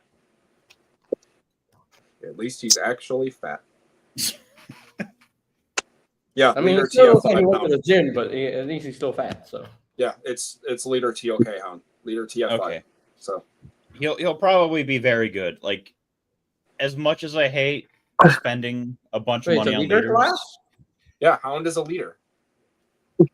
honestly, For with next that year, design, TOK Hound's going to be a leader. Okay. Let me. I promise y'all, the only reason why he's gonna be a leader is because of the fact that he's gonna come with every single weapon in his arsenal. That's pretty much Probably. what I was going to say too, because Yeah. I should preface it's not leader class anymore; it's leader price point. But yeah, he's going to be leader price point. Of course, you need the engineering to give him his gut. Make him I fat. mean, if they can top the Last Night one, then I Pretty might sure buy they it. will. Yeah, I'm pretty sure they will. So we're pretty much in the after party. Yeah, we're just No, chilling, this is having the a good get time. together. What are you talking about? Look at this being. Get together. Hello, baby. Let's get together. Hello, kitty boy. He's a dog. Hello. Hello. Hello. You know, it's so funny when I told BC Jurassic World Chaos Theory Season 4 was the last one. Who was the maker of that show? I just want to talk to him. I believe that would be Netflix. Ergo, F that company. But again, like whoever the actual animators and the actual studio making it was, I just want to talk. F that company in the A with a rake. Man, I will not- watched will not the forget last. That season was Say yeah. nothing, please. I'm not saying any spoilers, but You need to watch it. Actually, I might watch the one episode before I go to bed. yeah, it made me cry. So prepare to bring tissues, TFA. Man, I So mean, what did I cry toward recently? What was it? I also watch. I want to say it was something from Has Been Hotel, but I'm not sure. I finished Has Been Hotel, and I Dude. Oh man, y'all Finale's should, okay in my opinion. It's just yeah, the season was fine. if y'all Yeah. had the ability, if y'all had the ability to see me watch a movie that makes me cry, yeah, Wicked for Good just did that to me. let me put in a workplace transfer. I'll transfer to the Fab in Malaysia. Man, when I watched Wicked for Good in the theater, I was just enjoying myself. And then when it got to the sad parts, and I'm like, why is this making me cry so hard? what happened to Ariana Grande? She looks horrible now. Hollywood. That's what happened to her. She looks Hollywood so does bad. that. She doesn't even look human. She looks alien. I feel so bad Oh, for her. well, she now has COVID, unfortunately. Oh, that sucks. That does. That But no, does- Hollywood got to her, which sucks. yeah. Don't fall for those AI generated doomsday leaks. No. What? I'll say this: Anything- AI's getting kind of crazy now. AI? Hold Yeah. on. Hold on. I can send you one, Lisa. I'll send you one on Insta. If people want a serotonin boost, go ahead and zoom in. I forgot whose story I saw that. Wait, hold on. Because I'm sitting here like AI generated like doomsday links. Like I get a bunch of spam all the time, but I'll send you the one I saw on Insta. I sent it to TF Addictress when I saw it. I was like, AI's getting crazy. yeah, like I don't. That's why I brought up the AI game studio where it's purely going to be just AI making games, and I hope their first release just flops. Especially this one. Because Because like it the looks way so okay. This one looks very legit. Um, but I know it's not because it's definitely AI. But this looks very legit. yeah, I saw Yeah, that people one in fell for that, and Scrapyard. I was like, no, that's not real. But that's Yeah, I crazy. saw like it looks very. It looks Yeah, so no, real. It there's looks so no way that legit. was gonna be a thing. No. Wait, Leech Maximum is a Triceratops? Ew. No. Is that what he turns into? No. He doesn't even conceptually have an alt mode yet. He never had an alt mode. He was just a giant demon monster. Okay, I didn't know if he had an alt mode ever or he was just. He's gonna have an alt mode, and we all know what alt mode he would be. Because like it's not that AI on its own is inherently bad if used He'll correctly. probably be a gigantic, disgusting bug. Oh man. I swear, if this is the whole cockroach joke again. Can't get mad. I'm not the one that said it this time. You started it by proxy. I'm mad at you. Anyway. Oh, so again, so if I do it to you, it's a problem, but you can do it to me all you want. Okay, I see I how don't it know is. what you're talking about. No, you know exactly what I'm talking No, about. I You're genuinely deflecting don't. blame, turn around and focus on boss man. Okay, fine. I'm mad at both of you. Anyway, Acer, what you were saying about... No, I'm right there with you, right? Because, like, It's I'm not. going to throw my hat in the ring. Because I've used AI before. But I used it for fun. I want to preface that. I've used it for fun. Still used it. Can I... Mm-hmm. What did you do with said AI TFA? I made a... So, are you familiar with the app Suno? It sounds familiar. I haven't used like the Sora, Tsuno, or whatever, but So, they Suno's sound a familiar. song music generation app. Kind of no different than GarageBand to a degree. Just advanced. Right. I made a song about tidal wave. I shared it on Insta actually. I think it's pinned too. I wrote the lyrics because Suno gives you the ability of like, what do you want the lyrics to be? Which one's the chorus? Which one's the pre-chorus? Which one's the... I'm not a songwriter by nature, so forgive me if I'm not using the right terminology. But it lets you add that. All it does afterwards is it generates the lyricist / singer and the music itself. You just have to put in like what genre do you want? Do you want it to be rock, hip hop, rap, R&B, country, stuff like that. That's as far as I've used it. Any other time I use it, I'm using it just to experiment as a tool because that's what AI should be used for, as a tool. It should not dictate what you're creating. Yeah, like the if you most. go into an image generator and you're like, I want to see this Transformers character this way, and then you take that and obviously don't post it or anything, but like you hand draw it and just like here's a I feel like there's some leeway. There's good and bad uses. Like I have no choice to have AI in my life because I just replaced my 3070 with the 5060 Ti. So whenever I game, I really don't have much of a choice but to make use of Nvidia's their AI upscaling DLSS because it's how Nvidia has their GPUs coded. But so does AMD, and I want to say Intel. Like, you just can't have a gaming product and not have AI upscaling in some way. Yeah, I was gonna say AI upscaling is not like it's not a bad thing. It's just like No. the frame generation is what I'm not a fan of because the frame generation is meant to help lower power cards that don't have the raw horsepower. It helps them keep up with the other cards and be a good budget option. Oh. So it's like it's not a bad. It's a tool that should be used, and I definitely hate that developers of games use it as a crutch to not. He left. Yeah. But developers use AI as like a crutch for their games, so they don't. It's not that they don't want to optimize it; it's the shareholders in charge of the companies that prevent them from optimizing their games. Like.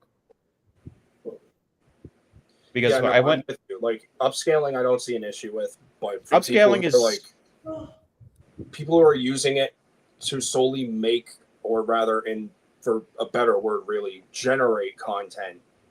Yeah, that's an issue. That's a problem. there's one YouTuber that I listen to. I don't watch the videos. I just kind of play it in the background and listen to the music. There's a dude called the Automatic Singer. He makes Transformers songs with Suno. He does also use ChatGPT a little bit too, but like he writes the lyrics. He hand writes the lyrics himself in the app. Like that's at least that's what he claims.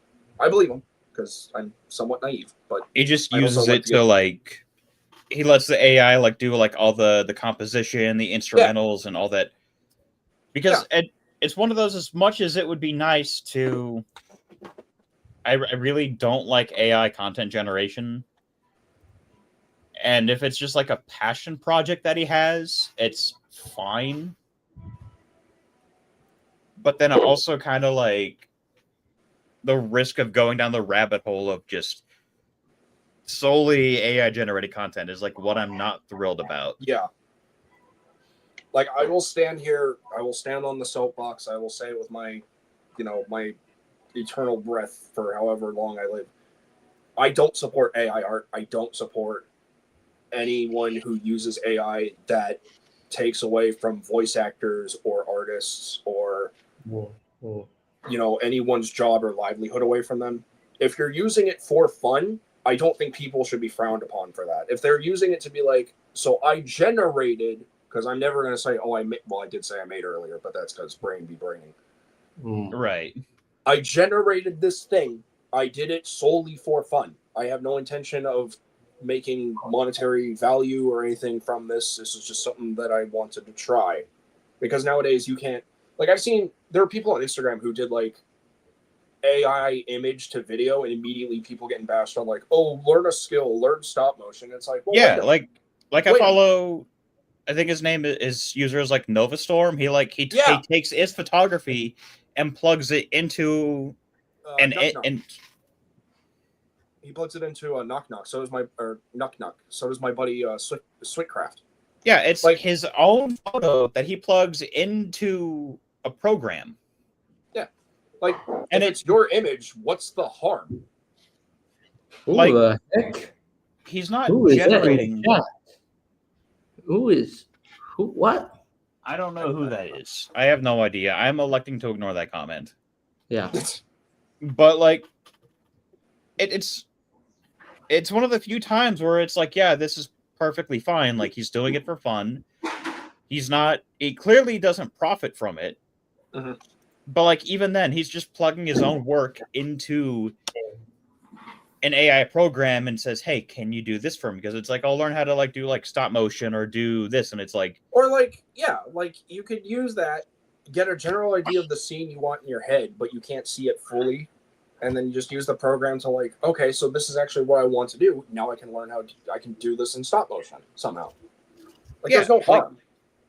If it's used as a tool, it's not an issue. But if, God forbid, if anyone uses it, oh, evil, AI bad, AI slop, like, dude, get over yourselves. You use AI every day. You have Siri in your phone. You have Cortana. You have... How many of you have hey, Alexa? If you use anything with an internal monitoring system. You see, with AI, because I have used AI before. I used ChatGPT to help me write my essay, write my assessments and all that stuff. And it's helpful. It's useful. So it's another one of those, like it has its time and place and its use cases. Like it's not like like the only reason like why AI is like a big deal now is because AI is a lot more prevalent. But AI has always been a thing. Anything that spits out like like if you plug in like 5 years ago when I was planning on starting to separate from the military, I had to start writing a resume so I could apply for jobs, but I didn't know how to write a resume. So I'd like write out all the bullet points. I plugged it into Indeed and it spat out whatever for a resume and cover letter. Boom. AI wrote that for me. And it's like, I don't like how this is done. So I'm going to go and change what I don't like about what Indeed did to my resume, change everything to read something normal. You did it yourself. You manually changed it yourself. Yeah, like it spat out something. I didn't like it, so I went and changed it myself, but it helped me write my resume on my cover letter for all the job applications I put out. And The one thing I don't like is at our last quarterly meeting, I am 90% confident our CEO used ChatGPT to write his presentation for us. Oh. Yikes. Like, I'm sitting there like, I know what he's trying to do and trying to convince us of, but like, we shouldn't, like, because the big thing I don't like about AI is the amount of problems it's causing for people who want to get into like computer building and other fun hobbies like that. Mhm. It's like I will try to convince all of my friends every day, or used to convince all of my friends, hey, try to learn how to build your own PC. I'll help you with everything I can. But if you're wanting to get away from like PlayStation, Xbox, like I can help you build a PC, and they're like, oh no, no, no. And now it's harder because prices are going up because AI data centers are popping up and sucking up all the RAM. Yeah. So, you know, to those in the audience watching and you're waiting to pull the trigger on that graphics card, do it right now. Like, I promise you, you're going to thank yourself later. Also, I just think the I'm sorry. perception of everything overall, there needs to be some shift. There needs to be some leeway. I feel like some of it is okay, but some of it obviously isn't. Like the fully generated stuff, no, don't do that.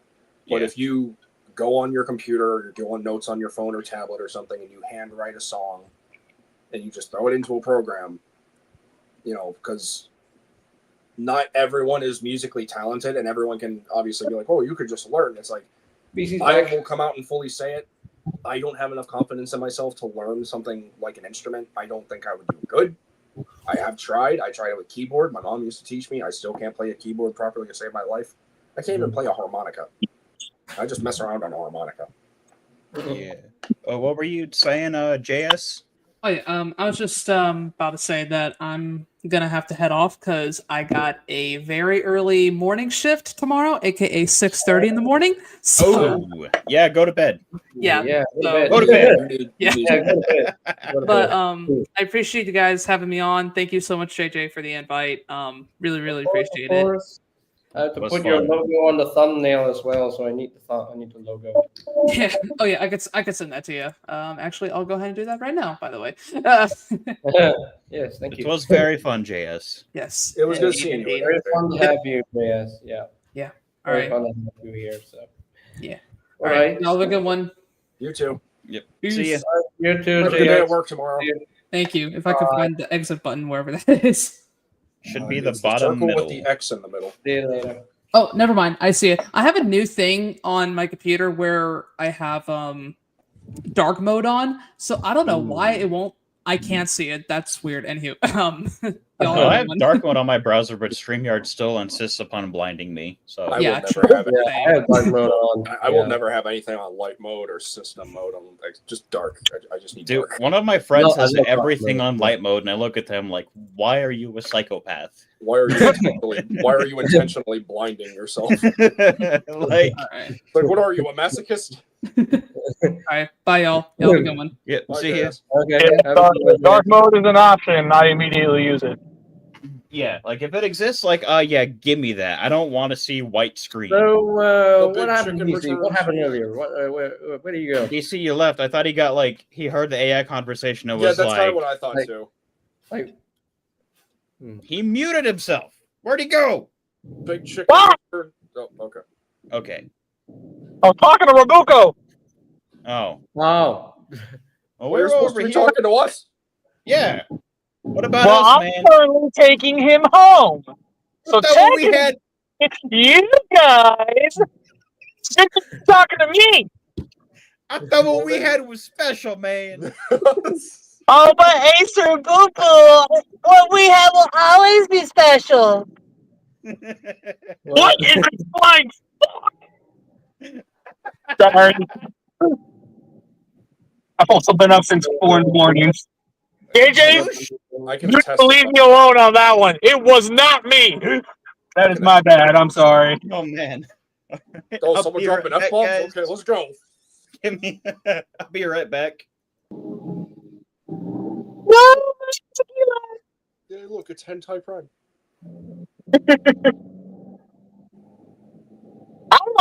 sitting there acting so surprised by this. This happens with you all the time. Like I said, my brain is much right now.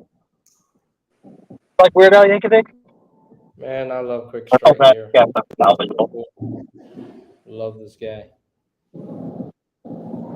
So how do you feel about Quintus Prime? Don't you mean Hentai Prime? Yeah, Quintus Prime's pretty cool. I love him. Really well done. He has really good articulation. Really cool looking alt mode. Because he can become a squid. Or a ship. Or a ship, yes, or a ship, which is pretty cool. And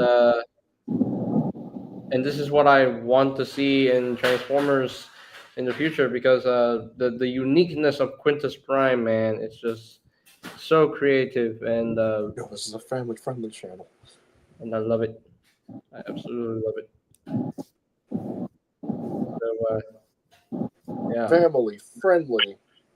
very very cool figure. I love him, and I love the paintwork on him as well. Very nice. But is anyone really family if you're not cussing in front of each other? I'm sorry. I'm continuing a joke.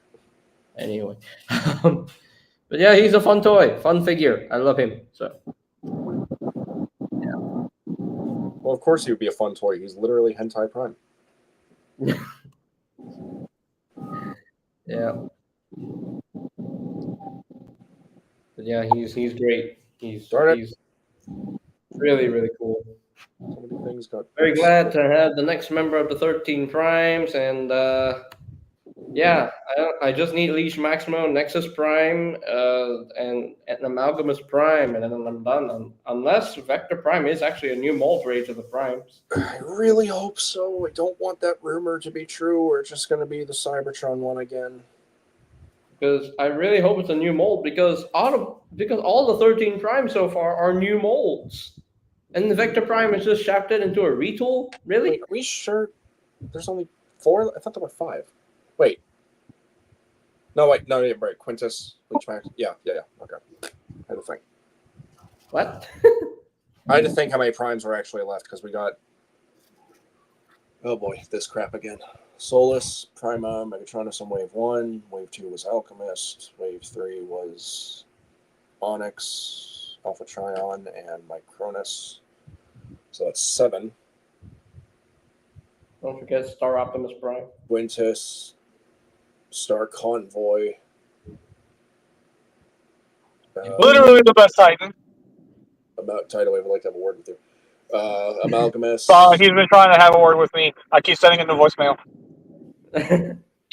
So that's 10 so far. So then, yeah, Liege Maximo, Nexus, and... Amalgamus. I already said Amalgamus. So Quintus, Liege Maximo, and Vector. If he's new, it would be Vector. So there are only, 4 primes left. Because the listings didn't really say it's a package refresh, so... No, but I heard rumors from a friend of mine who heard rumors that it might be just a repack. I hope not. I hope not either. I still feel Vector Prime was done dirty in Legacy. I genuinely I like him, but he should have just been a new mold. Yeah. If it bugs you that much, take it up with Hasbro Corporate. Because that was a decision that they made. Are we going to get a new Vector Sigma? No, we're not getting a new Vector Sigma. No, we're not. Wonder how the leader class 07 Prime would look like. Ooh, yeah. Leader price point, but yes, I agree. I'm curious on how they're going to handle that too. Please, big smokestacks this time. Big smokestacks, preferably a new grill transformation that doesn't rely on 2 dinky pegs that like to snap off and then prevent the entire front grill of the truck from being flush. Mm-hmm. Mm-hmm. I still need to check my copies and see if they're going to be okay or not. Wait, copies of what? 07 Prime. Oh, is there a problem with those? So you know how SS07 Prime, the grill of the truck transforms? Yeah, it like flips, it like splits apart. Yeah, and there are 2 pegs, and then there are 2 like T-tab looking things, and there's like 1 peg at the Autobot insignia. Yes. Yeah, those 2 little tabs like to break. Oh, I didn't know that until now. I'll have to be careful the next time I play around with mine. Yeah. So I really hope for the 07, the new version that they're going to do, they fix that, because that's not fun. I think I'm gonna keep my. Apparently, Hong Kong got their first batch of Studio Series 86 Thundercracker and Alpha Trion. Man, I Alpha really Trion. want to justify buying Alpha Trion, but Wait. You said 86 Alpha Trion. No, 86 Thundercracker. I meant TF1 Alpha Trion. Oh. yeah, I think I'm gonna just keep my I'm gonna camera wait. off for the rest of this time because I am being blinded by my light. Blinded by the light. Not to like I used to be able to just have like the light for my room on for my old web camera. For this new camera, it's like I need to have the light like shining in my face, and it's not good for my eyes. So, did you guys hear that apparently the entire Align Continuity binder got released online? Wait, what? Yeah, this was actually shown at TFCon Chicago, but someone just like flat out uploaded it online. Dude. Yeah, we all knew about that. We all saw it. Last I checked. I didn't. Well, I mean, Oh. I did, but yeah. I just wanted something to share. Trying to contribute, dagnabbit. I know. I got one thing to share. I know one thing Hasbro's not going to do that MMC's giving us. What? RID Ruination. It's possible they could give us a ruination. It is possible.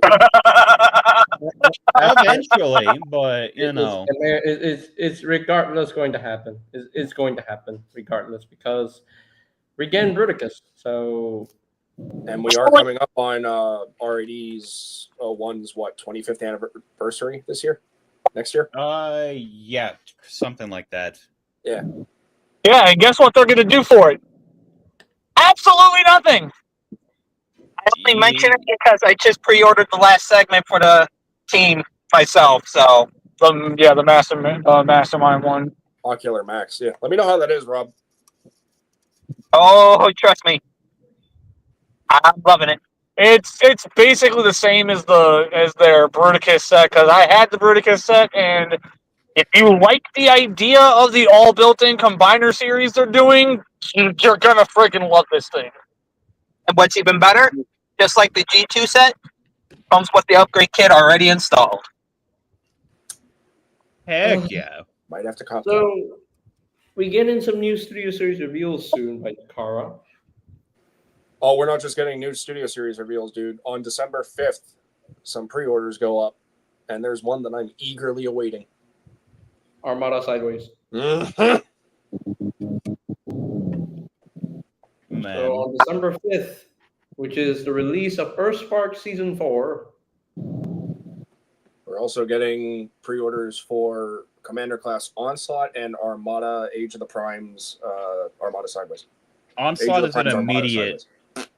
Onslaught's an immediate pre-order. This is when we see the entire new second wave of Age of the Primes 2026.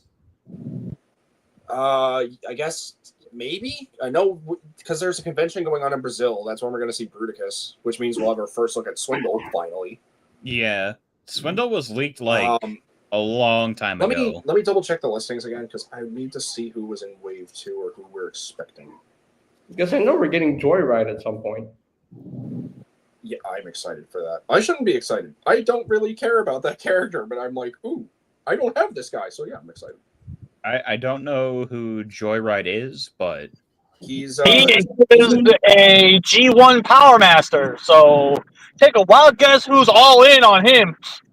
I'm going to assume the JG1 fan is all in. Damn straight he is. no, he's waiting for the Rig 2015 Steel Jaw to come out.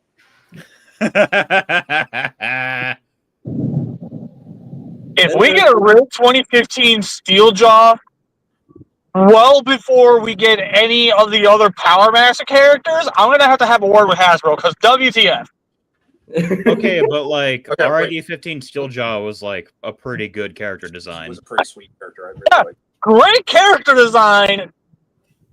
He Dog water toy. I I thought had to stop myself for a second. oh, I heard Oh good wait, things no, the water about class one needed the tail to as a kickstand. He needed heel spurs. The fact that they used the tail as a kickstand instead of allowing the toy to have proper heels was a fail. Because, well, yes, a lot of people were more than able to utilize the tail as a means of keeping the figure standing. Guess what? Tons of copies of that toy had that hinge super loose. So guess what? The one thing that toy couldn't do? stand. Stand. Okay, so I Man. got the listings up. Okay, one more time, Quentin. No more Gun Megatron, please. Just no more. Just no more. Done. Just no. Quentin, we're done with Gun Mode Megatron. We're never Okay, gonna get. Target is getting a Japanese box style release. We're never gonna get that. No. If we do get that, it's probably going to be restricted to like 18 plus because several states have restrictions on stuff like that. All right, I'm on my tablet for the stream. I only have 6% on my phone, so I want to say this for any other interruptions, please. Yes. So supposedly Wave 2 for Age of the Primes, smokescreen. It just says smokescreen. We don't know which one. It could just be the Earthrise one again, but with like opaque plastic, or it could be Armada, or it could be, I don't know, hell, alternators. Why not? Deluxe Power Glide. Yes. Deluxe Swerve. Yes. And Please come with the micro. I'm not sure if it's because the deluxes are kind of, so there's 4 in Wave 1 again. There might be just 2 or 3 in Wave 2, and then there just might be like repacks in the next wave because it looks like right now there might be Smokescreen, Swerve, and there are 5 deluxes in the first wave of Age of the Primes 2026. 5? Yeah, there's 5. Oh yeah, Jalopy. Right, forgot. So yeah, Quintus, Sure Shot, Blast Off, Quick Strike, Jalopy. Okay, so I'm not sure what they're gonna do for Wave 2, or if this is. I don't think this is all of them because there's only 3 waves. But I guess the next 5 could potentially be Smokescreen, Power Glide, Swerve, Animated Ratchet, and Prime Cliff Jumper. Although technically it says Prime Cliff Jumper. So right, because the reissue. Never mind. Yeah. The 4-pack Cliff Jumper. Yeah, I forgot it's getting a single release. So Sideways for Voyager, Armada Sideways, and then Nexus Prime for Voyagers. Nothing new on leaders yet. And obviously our second commander is going to be Armada Jetfire. Yeah. Oh, also, Joyride, Tailgate, Point Blank's getting a reissue, Fangry's getting a reissue, Unicron Soldier, and Liege Max. So I feel like Unicron Soldier and Liege Maximo might be the final wave of next year. Yeah. So we might either see Joyride in this next wave, we might see Ratchet, we might see Cliff Jump, who knows? I don't know if they're going to do 5 deluxes per wave, but we'll see. Ratchet kind of Armada Sideways is definitely in the second wave of Armada Sideways 100% in the second wave. Who else? Where do you see photos? What? I'm kind of hoping, or not kind of, but like hard hoping that Ratchet is a new mold and not just like a Trailbreaker redo. I'm feeling like they might do the Trailbreaker thing because of the way that body type sort of resembles animated because he has like the entire hood of the ambulance on his chest. Yeah, but so with the Wreck-Gar, technically they're not calling it animated Wreck-Gar, they're just calling it Junkion Wreck-Gar. So that's gonna make passing on him a little easier. If they straight up sell that thing as animated Ratchet and it's plain as day a retool of Trailbreaker, out of principle alone, I will not buy it. Like I'm already most of the way through completing my animated cast. But then even then, back then when we got the listings for early 2026, they labeled Wreck-Gar as animated Wreck-Gar. Yeah, but in the actual packaging as well as the actual listings for the pre-orders, he's not referred to as animated Wreck-Gar. He's referred to as Junkion Wreck-Gar. Yeah, probably, like the sorry. You're Which they good. probably did that on Are- purpose because they knew that a lot of people, a la me, were going to be very upset. Yes, What were we you see saying, the break TFA? fear in the hearts of Hasbro and Although Takara. granted, the head sculpt screams animated though. Yeah, the head sculpt is pristine. Everything else about the Rekgar is pile of trash. It's Garbage. It's only. Dang it, you beat me to it. only good as Trash Master, not Yeah. Rekgar. But no, Everybody that kept saying, "Oh, we might get an animated Rekgar or Trash Master," I'm mad at each and every one of you now. You're always They- mad. Willed it Well, into existence, and I'm mad at you. I think it's because Hasbro heard they were like, yeah, this is what they actually want. And it's like, no, we want an actual good. Like, we want an actual good animated Rekgar. Like, come on. Don't get me wrong, Trash Master is a phenomenal mold, and it's still probably going to be a phenomenal toy, but as animated Rekgar, like, no. That's why I don't really care for the quote-unquote Cyberverse Chromia, because it's not Cyberverse Chromia. It's Prowl's. It's Prowl's estranged and disowned sister. Yeah, like, it's a fantastic toy, but what it's trying to do is not... It doesn't accomplish the job it sets out to do. Which is really weird to give good toys bad ratings, because it's like, yeah, this is good, but what you're trying to do is bad. if you want a good Cyberverse IDW Chromia, get the Thrilling 30s one. I bought the BBTS years ago, sold a bundle with the Thrilling 30 RC and Chromia. Yeah. And I gave the Chromia to my girlfriend. Animated Megatron as a Commander class in the future, I think that'd be sick. Can we get Cybertron Prime first? Can we just get some more Unicron Trilogy stuff first? Yes. Yes, please. Can we get IDW Megatron out of Age of the Primes Megatronus, please? Thank you. Actually, yes, I'm with you on that. Honestly, yo, that would go so unbelievably hard. I thought we originally went for the primes as being one and done molds. Yeah, then somewhere along the way they changed their minds. Yeah, they openly confirmed that wasn't the case. Yeah, they probably initially they are thought still that, like, gonna make the Death Source colored Onyx Prime in the future. Oh my god, please. I've been doing because probably If they- nobody watching this, at least I imagine nobody on stream that's like watching the stream watches my stuff, but like my next review is Onyx Prime, and I hope they fix the weird issues that Onyx has. See, I was gonna say if anyone watches anything on my channel, but then I'm like, what's on my channel? I haven't done anything in a year. So you have this on the channel, you have Transformers Thought Corner, you have your own personal opinions that you could be turning into videos, you have these other stop motion animation projects that you could be turning into stuff for YouTube, you have these other things that you could be turning into YouTube. Did I cover all the bases?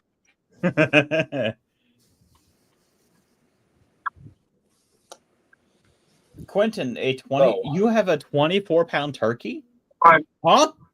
What? Man, work. That sounds amazing. I was about to be a little grumpy that I had to work Thanksgiving this year. I mean, I've had to work Thanksgiving for the past like 3 years since I've been at this company, because it's a factory, so shocker. No one should have to work on the holidays, though. I don't like having to work. I could always ask off. Like, it's nothing stopping me from, like, you know, enough time in advance from asking my boss, hey, can I get this day off? And like, typically he's like, yeah, that's fine. But like, no, I hear you. It's the principle of the matter. Like, it's the Yeah. old generational style raising in me, where it's like no one should have to work during the holidays. Should be home with their families. I don't know. Our CEO, he's from the German fab originally, so I don't know how he runs things there, but from the way he's handling everything, I guess he wants to have like as much of the global company aligned as possible. The guy delayed our raises to October, which made me angry, but that's a different thing. IDW more than meets the eye Megatron have an alt. Yeah, tank. But like, I was grumpy about having to work Thanksgiving, and then I saw that they gave us like not just standard 8 hours of holiday pay. They gave us like double hours for holiday pay, so I was happy with that. Okay. Well, I'm so tired. Oh my gosh. JJ, it's lunchtime. I know, but I'm so tired. I slept quite late last night. The fact that you answered me at like 5 or 4 a.m. this morning when I messaged you at like 5 my time was like, what are you doing up? Golly. Because I messaged him earlier today. I was going to be like, I might pass on this episode. And then I was like, no, I'm not going to rob myself of that kind of fun. But I'm just not feeling like myself. Holidays coming up. So. Yeah. Oh, JJ, question. Is there going to be an Energon Den this coming Sunday, or are you taking a break for Thanksgiving holidays? Yeah, let us fat guys be able to, digest our turkey and pass out from tryptanol or whatever it's called. Not me. You better be doing something. I'll come with the turkey, a plate of beer, and I'll leave the politics at the door because ew. How about this? How about this for an idea for the Energon Den this year? This year for the Energon Den, for the first time ever, everybody sits in front of their cameras and we all share a meal and we say what we're thankful for the year. Tryptophan. To say. Also, that's not a terrible idea. It's not a bad idea, but I don't know about sharing a meal since BC, you're up in online, Illinois, TFA's in Florida. No, what I'm saying is while we're on the street, we all have a plate of food in front of us and we're eating like we're at a family table. Yeah, yes, I know what you're saying. I'm being being a butt. Okay. But it doesn't sound like a bad idea. I'm discovered that I don't want to celebrate. I just don't. Well, so if that happens, I'm out. I don't want to celebrate. No, that's fine. Like again, like we're not gonna like force you into it. Like take the time that you need to yourself. Like that's important. So next week for Energon, then if anything, I was going to suggest for a topic like, what if we go back and look at the past media or like the unused media of Transformers, kind of keeping the ball rolling in that regard. That'd be cool. That'd be cool for a future episode. Yeah, that'd be cool for a future episode. But what I want to do is we're gonna do another tier list next week. I'm curious. My curiosity is aroused. I think it's time that we really need to sit down and really revisit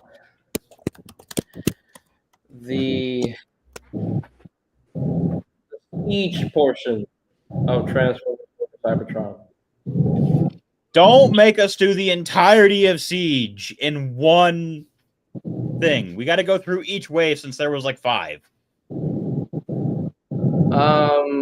We are gonna go with the main line, not the exclusives. Yes, I know. That's why I said we got to do like just unless Siege was not as big as I remember it being. It was really big, but there were a lot of repaints, so it could just be another case of like whatever repaints are there, we drop it into F tier if it's bad enough.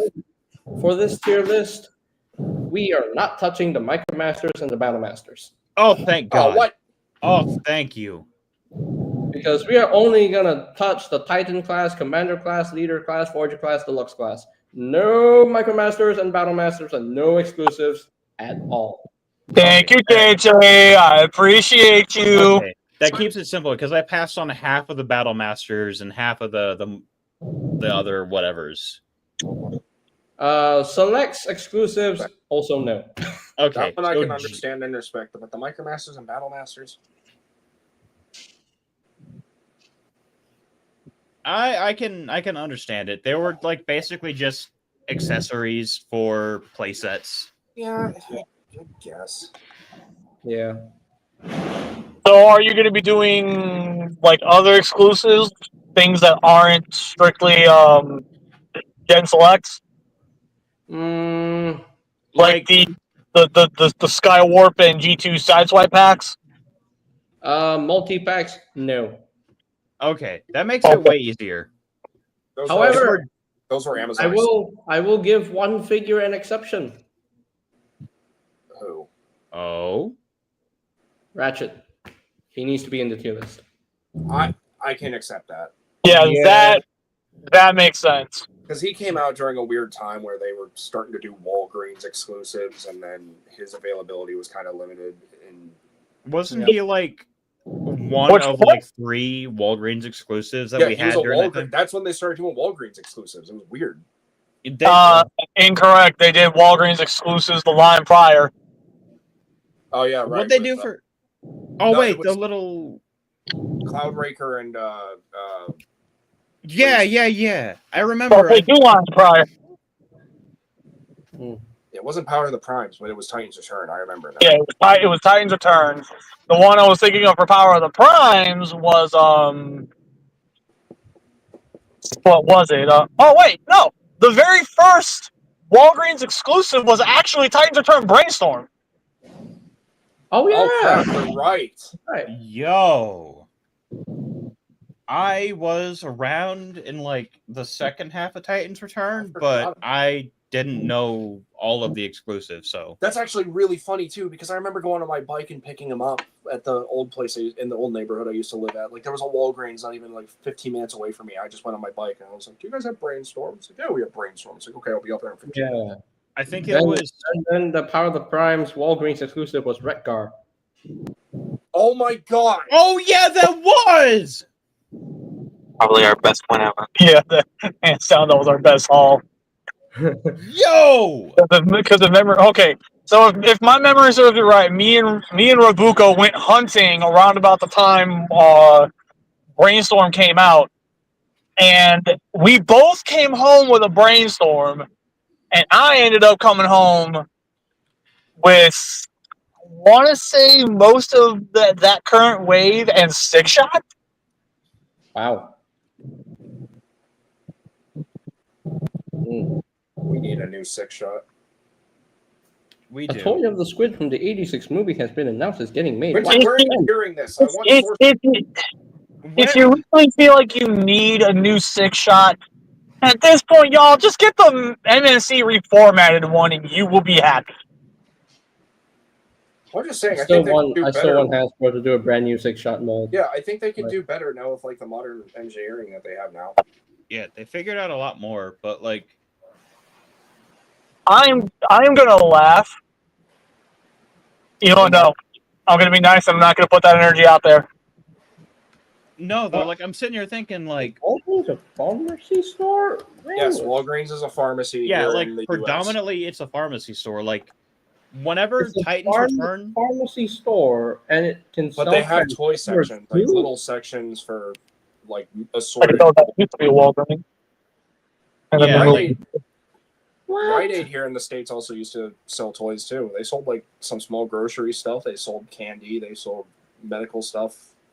What place? The Walgreens exclusives just stopped after Legacy Evolution. Yeah, because Yeah. no one liked them. because it's like, who shops at Walgreens for Transformers? Like, let's be real. Well, apparently us, because they all got us. Yeah, not gonna like the only time I ever have willingly gone to Walgreens was just to pick up like pain meds after my The only surgery. time Okay, so Walgreens exclusive wise, starting from the very beginning all the way up to the very end, Titans Return, it was Brainstorm was the first one. The second one was Wingspan and Cloudbreaker. Cloudbreaker. Yeah. Power of the And Primes. then Redgar. in Power of the Primes, it was a deluxe combining Retgar. Yep. And then for Siege, it was Ratchet. Yep. For Earthrise, I want to say it was Blue Streak. Yes, it's Blue Streak. Yeah. Yeah. Okay, so for Earthrise, it was Blue Streak.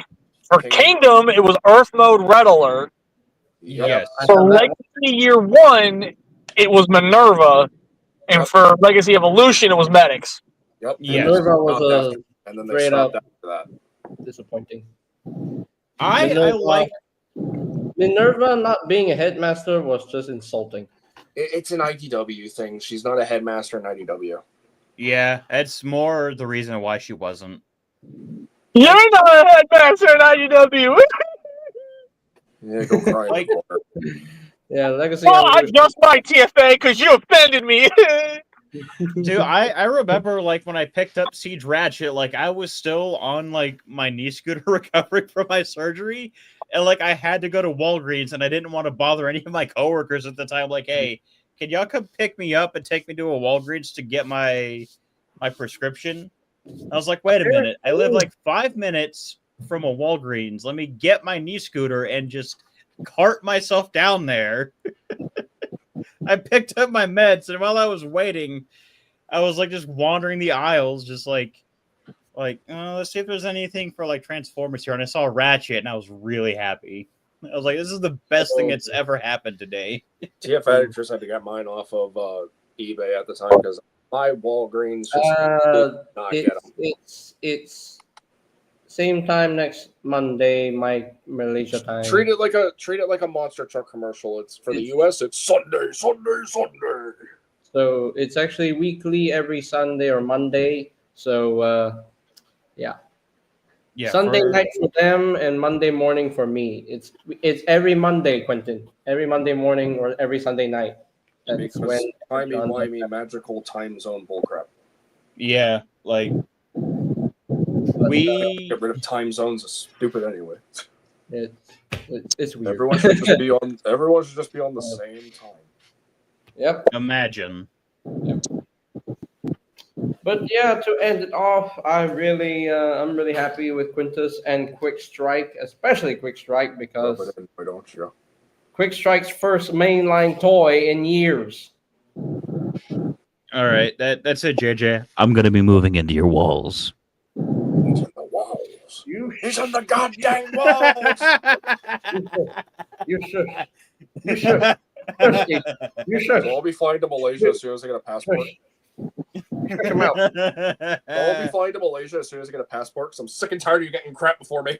I'll put in that workplace transfer, JJ. Don't tempt me. Hey, sir, take me with you. And sooner or later, Malaysia is going to sell TF1 Alpha Trion and 86 Thundercracker. I seriously am going to wait for Thundercracker and Alpha Trion just because of the price. I'm more than happy to wait. I When genuinely. it comes to those figures specifically, I'm only prioritizing Thundercracker. Alpha Trion, I'm not gonna lie, he might be the thing that finally gets me to just sell my TF1 stuff. Oof. The fact that we're getting Orion packs though, we need happening, but I'm happy to know that because so far he looks just from that little Takara promo, he looks really good. Yeah.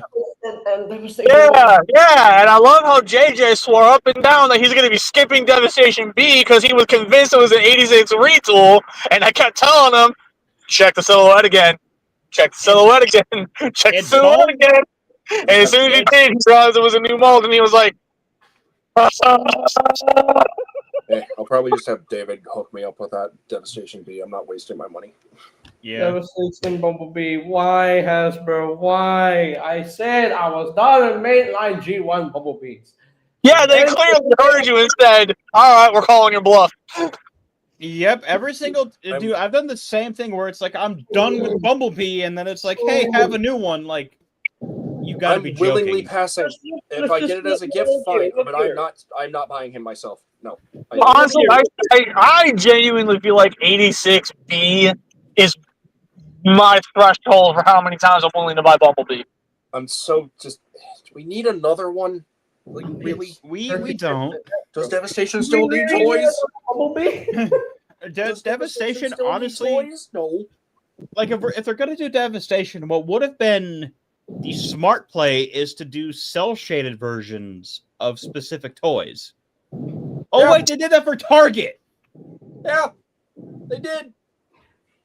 But for some reason, we need a new Optimus. We need a new Bumblebee. What do they got to do? Grimlock next, and it's gonna be a new. It's just going to be 86 with cell shaded. That's it. No. So Rabuko has something to say real quick. What? This is towards JJ because if he's the only one that'll get it, we may not need a bumblebee. We need more gorilla belly button. Ha! Yeah. Why? Monkey.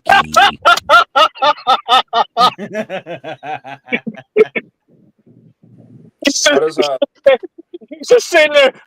What, father? It was So, going how does- so well for me to He thought he got away from it. and then Robuko just flat out. So, how does everyone feel about the pre-orders that went up the other day for Optimus Prime and Squawk Scream? I am passing on those. I will personally be passing on Bovine Prime and Hawkscream.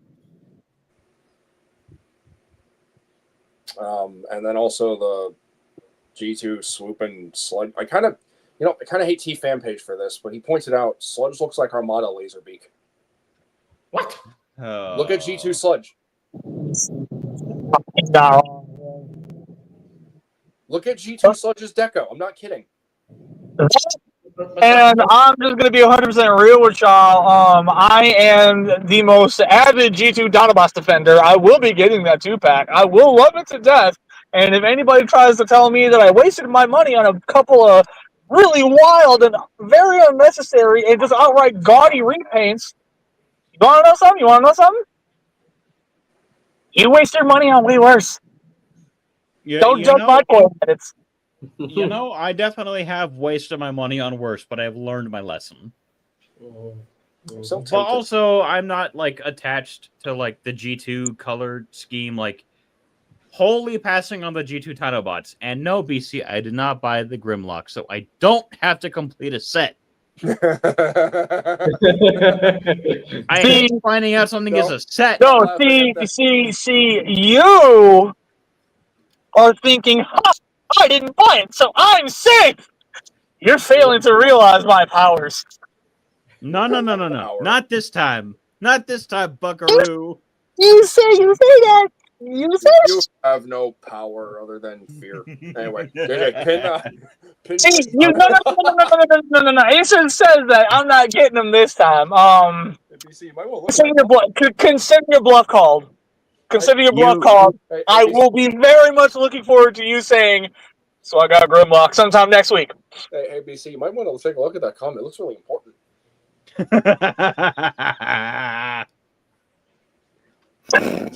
The only way I will accept that is if you give it a flamethrower so it can absolutely burn itself to the ground. Oh. Hi, my name is DevCon, and welcome to Jackass. Yeah. Hi, my name is DevCon, and I'm a BC abuse survivor. Hi, DevCon. Yo. Gosh. Yeah. But anyway, So who's the one running that AA meeting? UTFA? What do you think?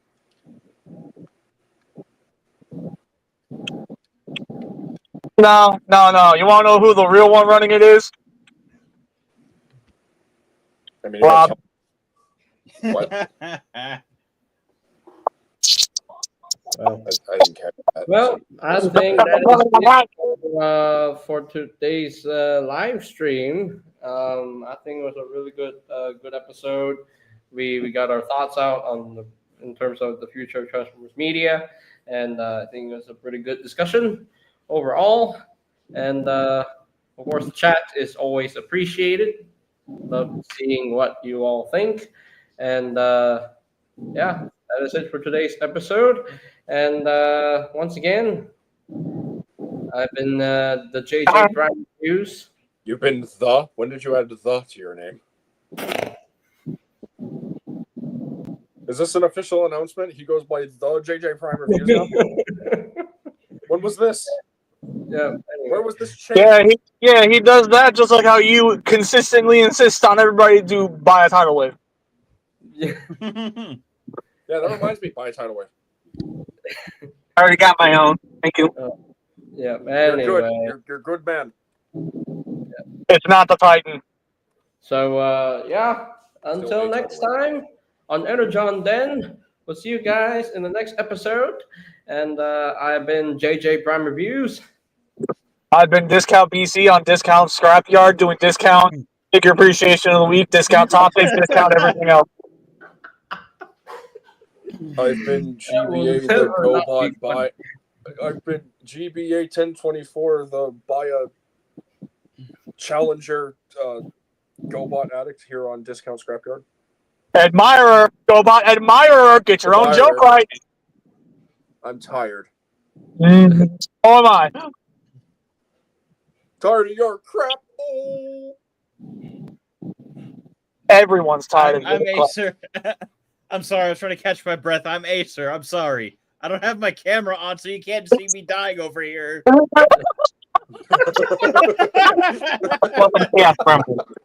Legitimately, it's like I don't have my camera on. And so we I got don't see me dying. and we got the fluffing chaos gremlin sitting next to me. I'm sorry. I caught my Next breath. time. Peace out to all our one. Transform and roll out. All Have a one. wonderful Thanksgiving. Have a gobble-tastic turkey day.